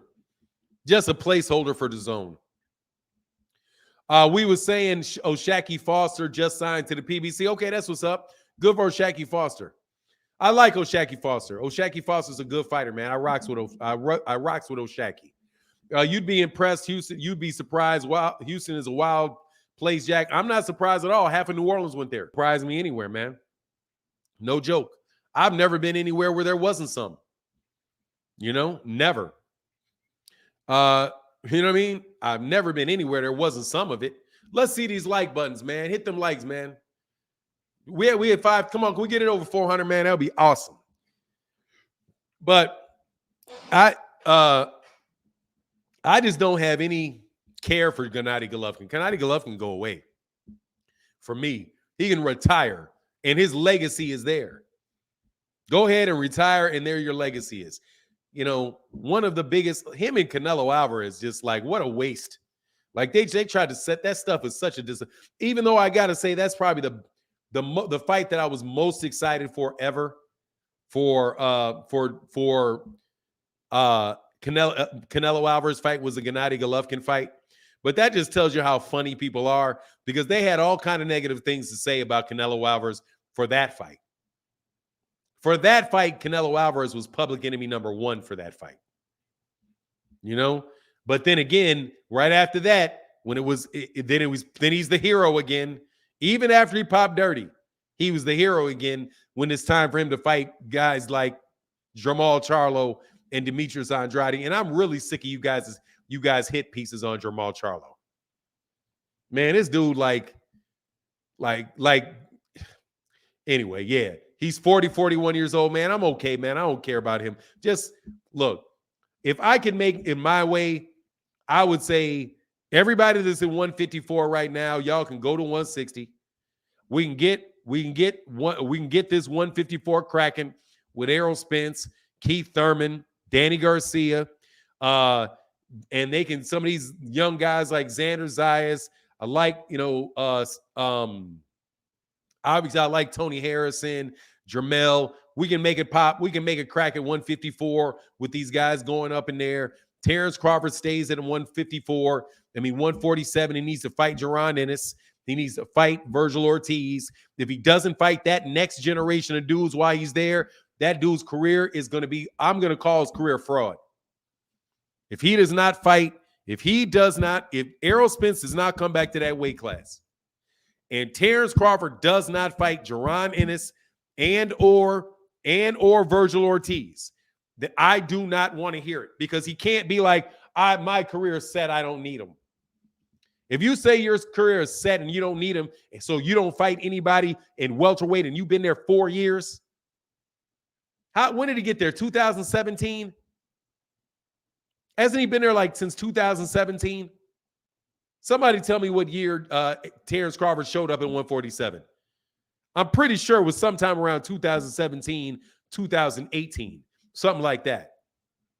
So if you don't fight any real tough contenders in that weight class in 4 years, dude, ain't nobody trying to hear about your legacy, bro. That's where and that's the money weight class is welterweight. You're not in five, so he's been there 5 years. So you can't make your legacy at 140. Like, other than Aaron Pryor, who has a legacy at 140?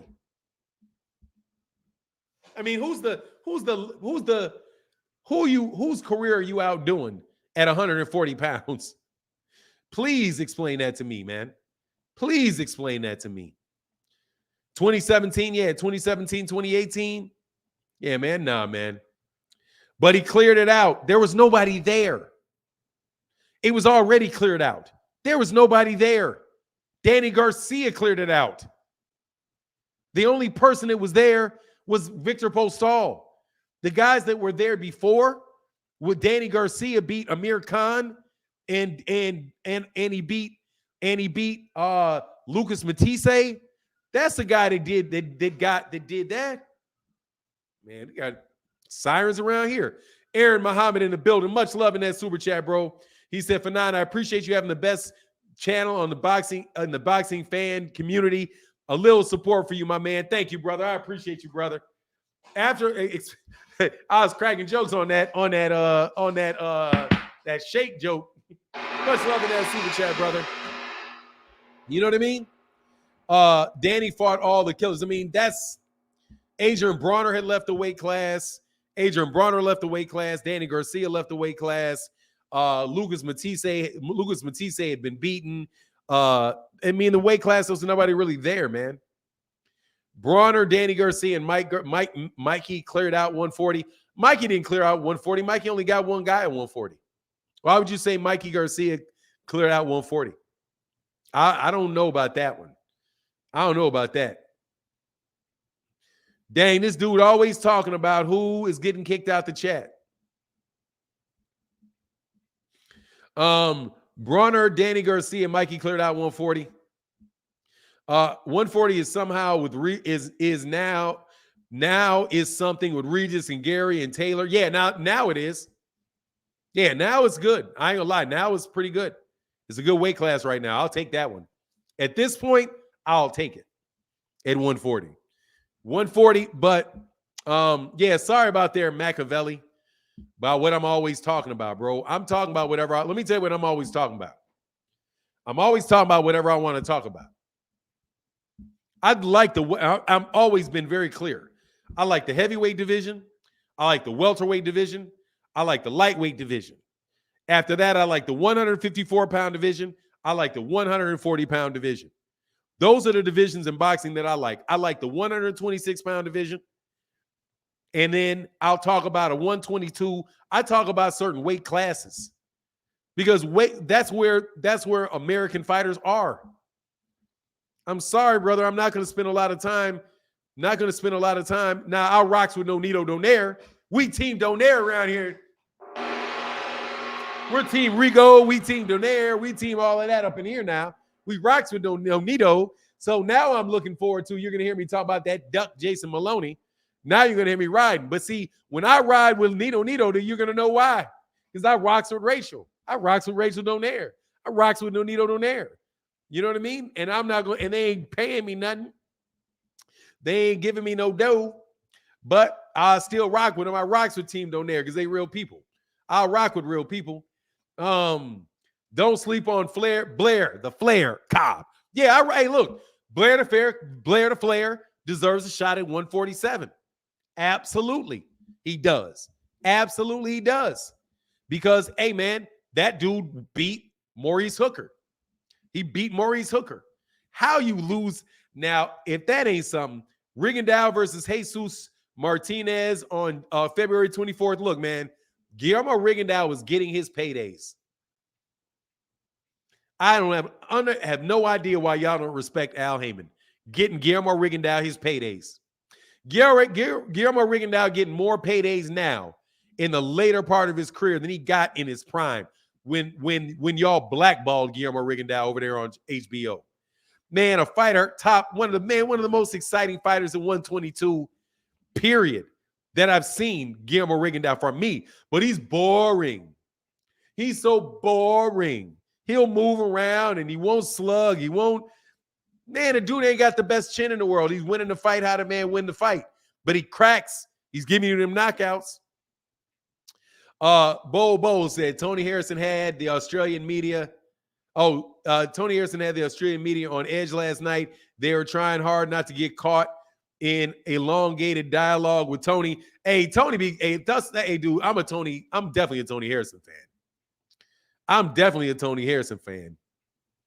I met Rigondeaux a couple times. He's small as can be. They look big on TV. You see him in real life. He like 5'2". Yeah, he's a little itty bitty dude. You see him on TV, you know he's little. Yes, I see him on TV and know he's little. These guys ain't big guys, man. They little itty bitty dudes. But like I said, man, certain little dudes I rock with. I rock with Julio Cesar Martinez. Got a little cocky. You know, I knew he was going to lose when he started dyeing his hair. But other than that, I like how he handles his business, man. Name another fighter who broke more orbital bones than Rigo. Nobody. I don't think so. I don't know anybody. Errol's on 2. But Turbiev was definitely on his way to getting one. Definitely on his way to getting one now. But nah, Rigo, Rigondeaux, I don't know anybody who's broken more bones than Guillermo Rigondeaux.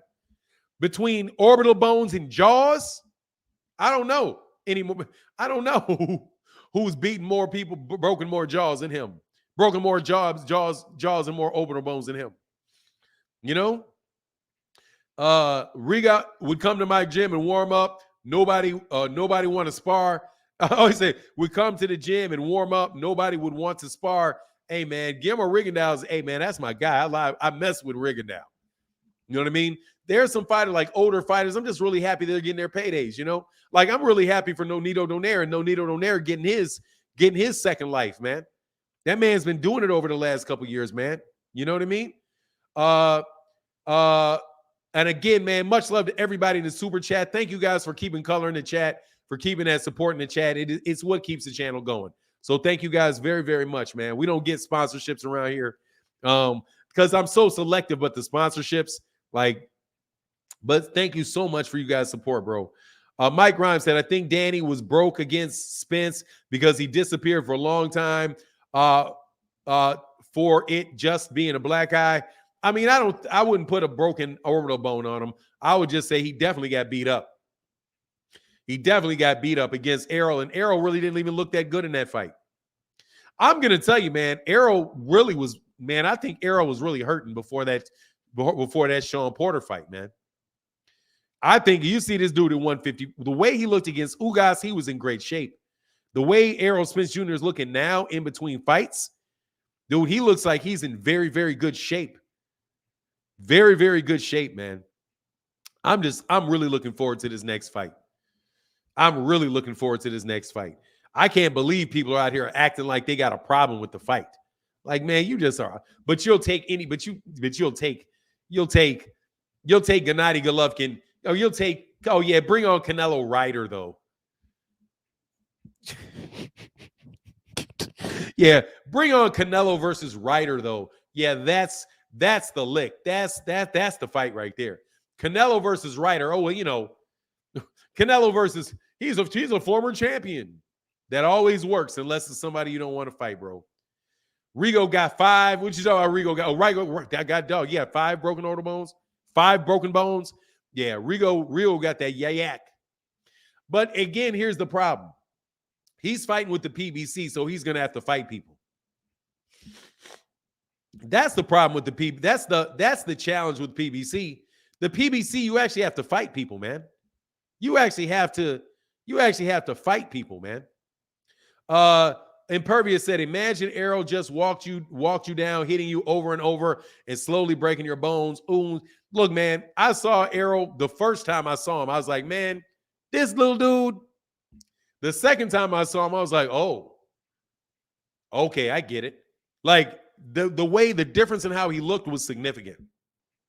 It was significant. The first time I saw him, I was like, man, he kind of looks pudgy. Like, for real, he looked like kind of like a short, pudgy guy. The second time I saw him outside of, in real, I've seen Errol Spence Jr. in person 3 times. The first time I saw him was at the fight at the fight where all the drama started. The fight where all the drama, you can date all the drama, all the duck allegations, all the drama. I'm telling you, you can track it back to that day. All of the black people saying PBC going broke, all of that stuff you can track back to that day. That day. I saw Errol Spence Jr. and I was like, man, he looked like a short, pudgy dude. And the second time I saw him, I literally saw him sparring, and I was like, he looked thin. You know what I mean? Like, he looked thin. Didn't look really muscular. Looked thin. And he looked more muscular in the actual fight than he looked when I saw him training, right? He looked he sat down after the sparring. He looked tired after he sparred. The third time I looked at him, I saw him at the Ray Vargas Mark Magsayo fight. And let me guarantee you this. That dude looked muscular. Like, he looked like his neck, like he had a football player neck. So I was like, oh, okay, this is why they say he's so strong, because of how he looks now. And if that's what he was looking like before he kind of started blowing up in weight, I could see why people would say how strong he is. Because dude looked very, very strong. His arms look strong. His neck looks strong. Just looked like a completely different situation, man. So I think that had a lot to do. I think that had a lot to do with the way he treated Ugas versus the Sean Porter fight. Even though you got to commend it to him, because God dog, those guys were going at it for so long, man. I've never seen him, but everyone I know says he's so humble and respectful. Yeah, he's a nice guy. Hey, I've talked, he's a nice guy. Derek James is a nice guy. They're just very serious. You know what I mean? They're just very serious. But he's not the type of guy you're just going to say boo to. You know what I mean? Kind of like a guy that's not going to go anywhere. Yeah, kind of like a big guy, but he's not big. You ever met a real big guy that does, he just kind of laughing at you, talking like you talk crazy, he's just kind of laughing at you. Like, as long as you don't put your hands on me, man, okay, whatever, man. Yeah, you're a big tough guy. I got it. Yeah, you're a big tough guy. Anyway, ha ha ha. That type of attitude is what I got from him. I was around Terrence Crawford too. Terrence Crawford's a nice guy. To kids and the people around him, he looked like he behaved like a very nice guy, man. An affable guy, a nice guy. I can see why people like Terrence Crawford. Just in a very, I didn't speak to him, but I just saw how he interacted with people. Seemed like he interacted with people as a very nice guy. So I could understand why people that know him would say, "Oh, I'm going to ride with him. I'm supporting him over Errol. Yeah, he's great because he's an affable guy. He's an affable guy, from what I could see. Now with me, he may not be because he may not like what I had to say. That could be different. But I'm not going to judge him based on that. I'll judge you based on how I see you behave around other people, because then I'm not in it, right? How do you treat people that just you don't know that walk up to you and say hi to you? He seems like a nice guy. No joke. He seemed like a nice guy. Same thing with Adrian Bronner. Adrian Bronner seemed like a nice guy. I'm going to tell you who does not seem like a nice guy. Jermell Charlo. Jermell Charlo. Jermell Charlo does not seem to be the buddy nice guy type of guy, man. Jermell got that look on his face like, man, if you say something to me, I'm going to slap you sideways. Somebody else, Floyd Mayweather Jr., bro. Floyd Mayweather Jr. Before Floyd Mayweather Jr. was famous, dude, Floyd Mayweather Jr. gave me the death stare. Because I was like, man, that's Floyd. Because Floyd was cold, right? But I don't think Floyd at that time, it was in a fight at Vegas, but Floyd could walk around freely. You know what I mean? He was just walking around like everybody else. He was a fighter just like everybody else. Of course, you knew who he was because he was Floyd, right? But that was before he fought Gotti, before he fought Hatton, right? Way before that. And when I looked at him, I stared at him too long, and he looked at me like gave me that, man, what you looking at? He gave me that, what you looking at look. And I was like, I just kind of just nodded my head at him, was like, and dude, he didn't nod back. He just went back to the girl he was talking to. So I was like, okay, he don't seem too approachable. I ain't gonna lie, man. He not that I would ever ask him for an autograph, because I don't do that. I don't even approach. The most I'll ever ask for is a handshake. You know what I mean? I got a handshake out of Lennox Lewis. Lennox Lewis looked like just blank. You know what I mean? Blank. Anyway, one of those Charles brothers is level-headed, the other is hot-headed. Hey, man, all I'm trying to tell you is, look, if I had to bet who the nicer guy is, it would be Terrence. Terrence just seems to me to somebody, from what I've seen, is this: if you talk to him crazy, or if you give him anything, he's going to give it back to you. You know what I mean? Or he may try to intimidate you if it's that big, that time, like he tried to intimidate Errol. But not a bad guy, a nice guy. And in fact, I happen to know that Errol, Terrence, I don't know if they like each other anymore, but Errol liked Terrence. I got that from somebody that was very, very close to Errol, that Errol likes Terrence, or liked Terrence at the time. I don't know what their situation is now. You know what I mean? But he's a nice guy. Like, Terrence Crawford seems to me to be a nice guy. That's why I don't want to hate on the dude. Seems like a nice guy. Seems like he's taking care of the people around him. You know, I'm sure he can be a little street.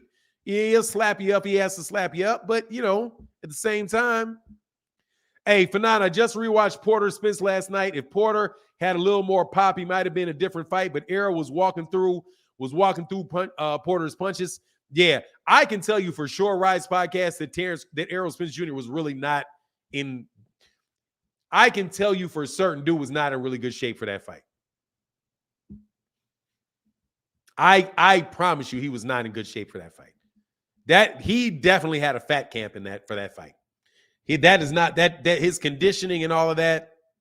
Like, I don't really know if Errol, really as active as he was, really could let his shots go like he wanted to let his shots go. No joke. Like, I know that for a fact because I saw it. So I know that, and he since said it himself. So there's no need for me to, say, I'm not bringing, I didn't bring cameras to when I saw him. So I saw him spar and I saw him training. Just was very tired, man. It was clear. It was clear that weight was hurting him to get off of him. And then you could really tell how he blew up after the weigh-in. You know, I'd probably go back and look at the pictures from the weigh-ins. You can see it a little bit. He said his Uncle Roger had that look for real. I mean, look, dude, them dudes don't, man, them guys ain't playing, man. That was Errol's worst fight against Porter's best fight. I'm just telling you, man, I know for a fact that dude did not look, he was hurting. He was hurting to make weight in that camp. You could see it. You could see it. And you could just see how tired he was. Like, when he got done sparring, man, he just sat down like, dude, he sat down like he looked so tired, bro. Was like, look really, really, but a very, very nice guy, man. Again, very, very nice guy, man. Very nice guy. Very respectful guy, you know. So that's what I'm saying. Like, but again, I've never talked to Bud. But I've been around close enough to him to see how he interacts with other people. And he seems like a very nice guy, just like Adrian Bronner, can talk all kind of stuff. And there are guys that are nice but are phony. Like, there's a lot of guys that, like, on YouTube that are phony. Like, phony. Like, I'm telling you, phony.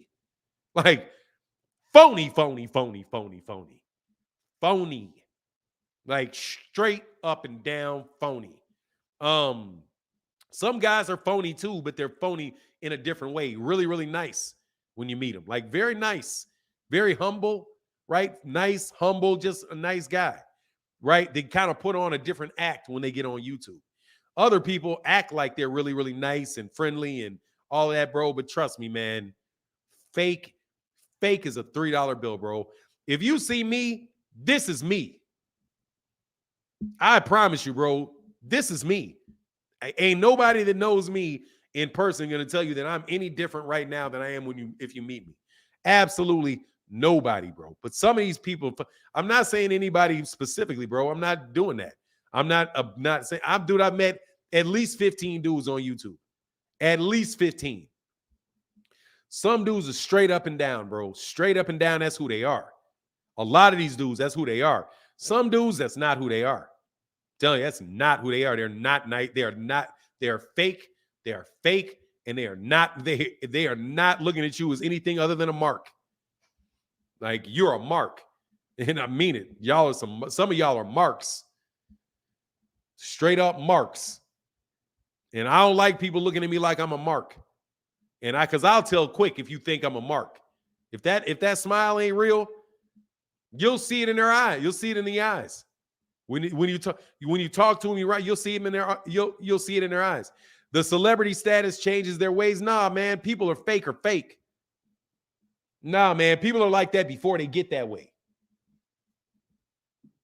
Some people are just, that's what they are. They're fake. And being fake is made how they get to where they are, but they're fake. I'm telling you.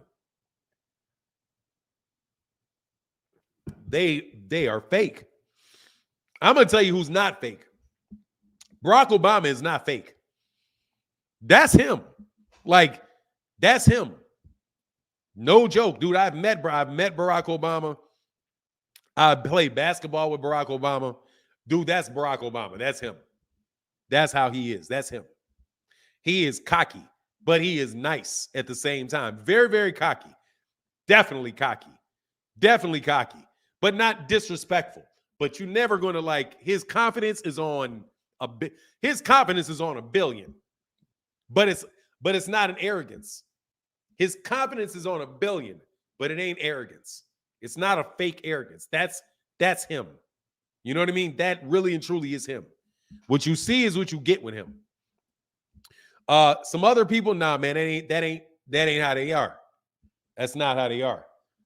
Tim Zhu and Tony Harris. Oh, I look forward to it, bro. Dude said they're marks. Aha, I love it. I'm telling you, you a mark. You just somebody to convince, to try to make you do what they want you to do. You're a mark. I mean it. You know that eye that people give you when they think you're a mark? That smile with no eyes, the smile where the eyes don't match. He said Barack is stand-up dude. Yeah, man, he is what he is. That's who he is. Believe it. No, Barack is like that. Yeah, he is. That's him. That's him. That is who he is. It's not you. That's not fake. Any and everything coming out of his mouth, that's him. Now he has a tone to his voice when he's doing the speaking it maybe, but no, that dude is straight up. What's good, Steve Cooley? People are attracted to genuine people, hate it or love it. That's me. Hey man, it is what it is. But I'm just telling you, it's all light camera actions. But YouTube shit, man, it's YouTube, man. God dog. You know, yeah, he's an honest dude. He's very, very honest, bro. He's very honest, and he keeps his word. He's also honest, and he keeps his word. Even if you don't like him, he's honest and he keeps his word. That's everything that I've ever heard. And Michelle Obama is just a gem. Honest and keeps their words. That's how they got where they are. Very intelligent, very, very ambitious, and they keep their word. They keep their promises. They don't really switch up. Now, as a politician, you got to switch up to a certain extent. You know, my uncle told me yesterday that I'm real and honest and I don't lie. Hey, man, I'm going to tell you, I think everybody lies now. I ain't going to get into that. I'm just saying, you know.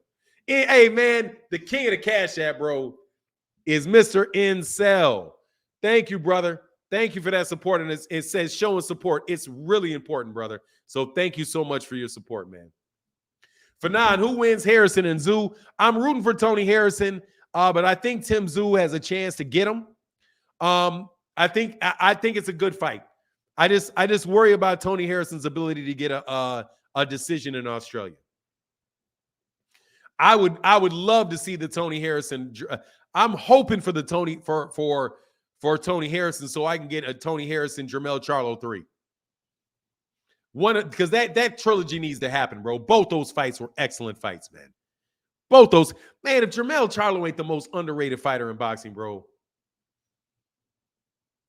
I'm telling you, what do you say not Barack? What is that Brian King B Fulcon? What do you mean not Barack? I'm telling you the truth.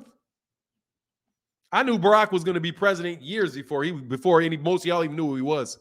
That dude was just shining dude shines so bright, dude. It's just evident. You know, and the history that he had was like, this dude is about to go through the roof. First of all, he's a tall, usually like most of these guys are, he's tall. He was a nice looking dude. He is very, very cordial and very, very much a guy that's going to walk around and shake everybody's hand in the room. He's a quintessential politician. Dude, all of that stuff, you knew it. He was like, there is no doubt this dude is just built for it. You know what I mean? Like this kid I saw play basketball yesterday. That kid is built for it. 6'6" sophomore kid is like, I think he's got like 6 D1 offers already. Had him going into his sophomore year in high school. Man, that dude, that kid is a different lad. That's that boy right there is a level above everybody else. Like he's athletically and skill-wise, dude is a level above everybody out there. And he's going to be playing guard. Man, that dude's going to be a lot of trouble, bro. Kenneth the Truth said, well, Fanon, I don't talk gangster. I'm not proud of things I've done at a younger age. Hey, that's what's up, man. It is what it is, man. But hey, you do what you do. It's life, man. Don't beat yourself up. Just don't do it again if you feel that way. Okay, I see. Me too, man. What is that? I'm not sure what that is, Mills Rob. Mel Charlo, number 1, underrated. Yeah, definitely the most underrated fighter in boxing. They don't big up his fights at all. And he's undisputed. We're not making the big fights. They made an undisputed fight, and you guys crapped on it. They only talked about it. The only extent that those guys had anything to say about Jermall Charlo and Brian Castano is saying that Brian Castano got robbed the first time. When Jermall Charlo knocked him out the second time, they didn't have nothing to say about it. Nowhere near a pound for pound list. Nowhere near one. You know what I'm saying? Nowhere near one. And he actually beat multiple guys to get it. He didn't take all the belts off one guy. And then beat the same guy again that he already beat. Like, hey, man, if you beat him the first time, if you beat him the second time and you get on pound for pound, shouldn't you have been there the first time? Like, Mike Coppinger find a way to move up Anthony Yard. Like, this is when journalism's, you're not a journalist. That's not journalism. When you say, well, in ESPN, we're moving up. We're going to move up. What's that dude's name? Anthony Yard after he gets knocked out by Beterbiev. But you don't move Beterbiev up. Why wouldn't you move Beterbiev up? Obviously, Beterbiev knocked out somebody who was better than you thought. So isn't the argument there to move up Beterbiev too? Because obviously you thought, well, we didn't know how good Anthony Yard is. Move him up. Well, if you didn't know how good he was, and he's that good a fighter, then shouldn't Beterbiev also move up because he knocked out somebody better than you, who was better than you thought he was? Because guess what? He dang sure got knocked out. He dang sure got stopped. They dang sure threw that towel in. Yeah, Rolly got knocked out in sparring. Or he got knocked down. He got hurt. He didn't get knocked out. He got knocked down in sparring. He didn't get knocked out. He got knocked down in sparring. It's not even knocked out. He got knocked down in sparring. He didn't get knocked. Matter of fact, he got knocked down in sparring. He didn't get knocked out. He got up. So right there, he didn't get knocked out. They might have went right back to sparring for all we know. And Mel gave Castano his first light. Yeah. An undefeated guy. Beat an undefeated guy in Brian Castano, who was definitely one of the top guys at 154. Definitely the number 2 guy at 154 at that time was Brian Castano. He beats Brian Castano, who put up a good fight with him the first time, and then beats him by makes an adjustment and beats him, knocks him out by knockout, takes him out by knockout the next time. Knocks him out, takes him out by knockout the next time. Beats him up, by the way, and knocks him out the next time. But he doesn't go anywhere. And Brian Castano is a better fighter for sure than man, George. I can't wait till George Kambosos get beat. Not that I have a problem with George Kambosos himself, but man, for real, when somebody walks through, somebody mops up George Kambosos. Remember, I said it. Everybody talking about that video? Yeah, they talking about that video. Yes, sir. He was knocked down, though. He's not knocked out. That's not true. He got knocked down. He did not get knocked out. There's a difference. There's a difference. I just don't know what to say. What you think about Rolly? Rolly got knocked out in his last fight. Like Rolly got knocked. Now the news is that he got knocked down by the same shot. That's interesting because it's identical. Because yeah, I ain't gonna lie, it was identical. Hey man, Batty Rich showing the love in the super chat, brother. Thank you, man. He said Charlo's so underappreciated. Reminds me of how people really didn't want Winky Wright, one of the best fighters I've seen in my lifetime, who wasn't appreciated till after his career. No joke, bro. I'm happy I got to see Winky Wright fight in person, man. Winky Wright kind of reminds me of Errol Spence, man, tell you the truth. In the fact that, like, except for I think that Errol Spence Jr. is a better version of Winky Wright. Winky Wright fought behind that high guard and was really blocking a lot of shots, clipping a lot of shots, and encountering people close on the inside. And that reminds me of Errol, except for he's just not as aggressive with it, and his body shots are not as nasty. But to me, he really does remind me of Errol Spence reminds me of Winky Wright. I do believe they're both southpaws too. Somebody correct me if I'm wrong if they're not southpaws, but I also think that they're southpaws too. So those guys remind me of each other, man. Tank Ryan fight not happening. I won't believe it until the bell ring. Literally, I won't even believe it happens, even if they had a press conference. Look, I'll believe it. I want Gervonta'D to get the fight. I want Ryan to get the fight because that's what they want to do. And it'll be a good, fun conversation to have. It'll be good, you know what I mean? Like, it'll be good. Oh, yeah, they're both southpaw. Yeah, Winky Wright reminds me of Errol Spence. Yeah, great jab, comes behind a high guard. I just think that Like Errol's like Winky 2.0 to me. You know, I think Errol's like Winky 2.0. And Winky, they're about the same size. Errol's a little bigger than Winky. And quiet as kept, Winky is really bigger than Left Hook Lacey, which is why I never really thought like very highly of Left Hook Lacey, because I was on a plane, I was at an airport with them, and I was like, this dude is little. Like, I was like, Winky Wright was there, and Jeff Lacey they were right next to each other. And I was like, they were literally going through the airport together. And I was like, Winky Wright is bigger than him. And when he was fighting, I'm like, nah, he ain't beating Calzaghe. He's too little. Errol fights like an ancient black Mexican fundamentalist. I mean, yeah, man, I think they're terrific fighters, man. Terrific fighters. And it's just a shame that somebody made Mike Coppinger mad. So Mike Coppinger has to get revenge and make him pay for it. I can't believe you said that, dude.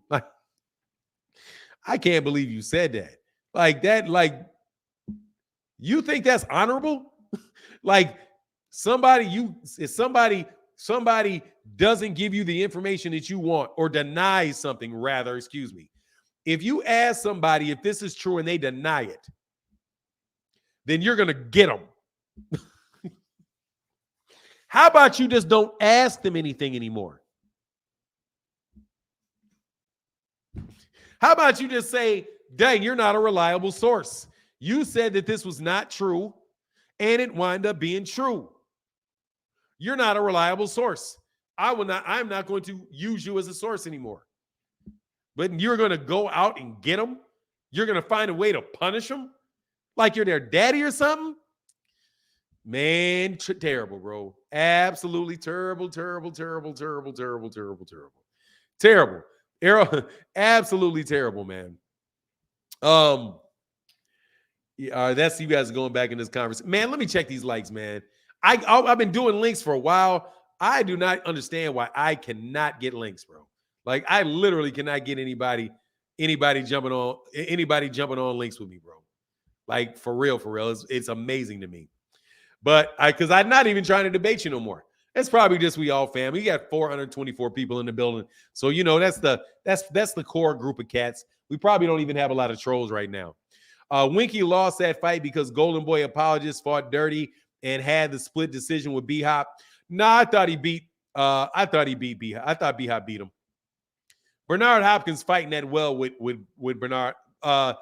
Winky, maybe I'll go back and watch the fight again. But I thought Bernard Hopkins won the fight, man. That's on for me. I thought he won that fight. I think Errol beat a lot of people favorite fighter all time. I think Errol is one of the best welterweights I've seen. I love Errol Spence Jr. style. He's one of the best welterweights that I've seen. I think if you had to tell me like Errol, and I think Errol will beat a lot of those guys. I'll give Errol a very good chance to beat Tito Trinidad. Definitely. I would take Tito. I'm going to tell you, one of my favorite welterweights is Tito Trinidad. Bro, I'll take Errol over Tito. I'll take Errol over Tito. I'll take Errol. Like, I'm not going to tell you it's for sure, but I'll take Errol over Tito. I'll take Errol over Oscar De La Hoya. He going to hurt Oscar De La Hoya. Errol going to hurt Oscar De La Hoya. For sure, he going to hurt Oscar De La Hoya. Oscar De La Hoya don't want that smoke, bro. Oscar De La Hoya don't want that smoke out of Errol. I don't believe that. From a southpaw stance, fighting in that style, whipping that boy to the body like that, nah. I think Errol and Floyd would be a great fight at welterweight. It'd be a great fight. I'm not going to go all the way to saying he's going to beat him. I think that'd be a great fight, though. I think that'd be a great fight. Errol's one of the best welterweights that I've seen. I'd given him advantage over Miguel Cotto. I'll take him over Cotto. I'll take him over Cotto. I'll take him over Mosley. I'll take him over De La Hoya. I'll take him over Tito. And Floyd is tough. A fresh Manny, that would be kind of tough. But I still give him over Manny. I don't think Manny wants that smoke. Oh, he's definitely gonna beat up Tim Bradley. Definitely gonna beat up Tim Bradley. But like, don't get me wrong. I'm not saying that none of these guys had a chance to get Errol. I'm just saying, dude, those are really good fights with him, man. Like the guys that I think would give Errol the most trouble are the 80s guys, like Sugar Ray Leonard and Tommy Hearns. Sugar Ray Leonard and Tommy Hearns. Those are the guys that I think give Errol problems.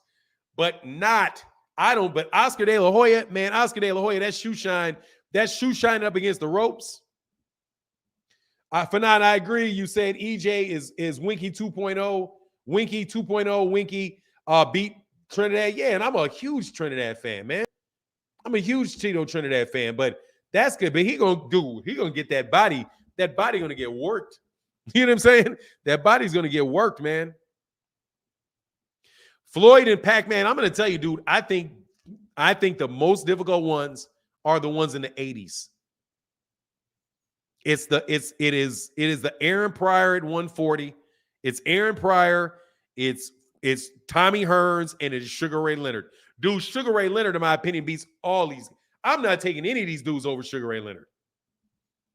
Sugar Ray Leonard is Oscar De La Hoya times 2. You know what I mean? Like just, dude, it's nice, bro. Like, he's nice. At welterweight, Sugar Ray Leonard was nice. Very, very, very fast hands. Very, very. Dude, I'm just telling you, he's going to have a hard time with Pryor because he likes to fight like Pryor likes to fight. Dude, that is bang, bang. That's bang, bang. That's bang, bang. Get you right there. Marvin Hagler's at 160. Marvin Hagler's not a welterweight, but Marvin Hagler's at 160.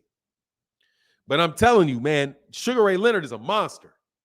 Okay, Sugar Ray Leonard is I don't care what he became after. I don't care. Now, he seems like a little bit of a jerk, but aside from being a jerk and somebody that doesn't seem to be all that authentic, like, that's a guy that I would say has a high likelihood of being phony. You know what I mean? Like a high likelihood that dude is phony. You know what I mean? A high likelihood of that. Fanon would love Errol versus Sugar Ray Robinson. Oh, man, I ain't taking anybody over Sugar Ray Robinson, bro. Fanon, wasn't middleweight in the 80s like 158? No, it was 60. It's always been 160. 60. The only difference is they may have had same-day weigh-ins in the early 80s. They had same-day weigh-ins. So right now, guys like Errol, they had same-day weigh-ins. I think that may adjust what weight class that you fight in, the same-day weigh-ins. Like, for example, Terrence Crawford would have probably never been a lightweight if they had same-day weigh-ins. He probably would have always been a welterweight. You know? Still. Floyd Mayweather Sr. was whooping Sugar Ray Leonard. Are you serious? I mean, he was whooping him. Didn't he get knocked out? Hold on, man. Let me check this, man.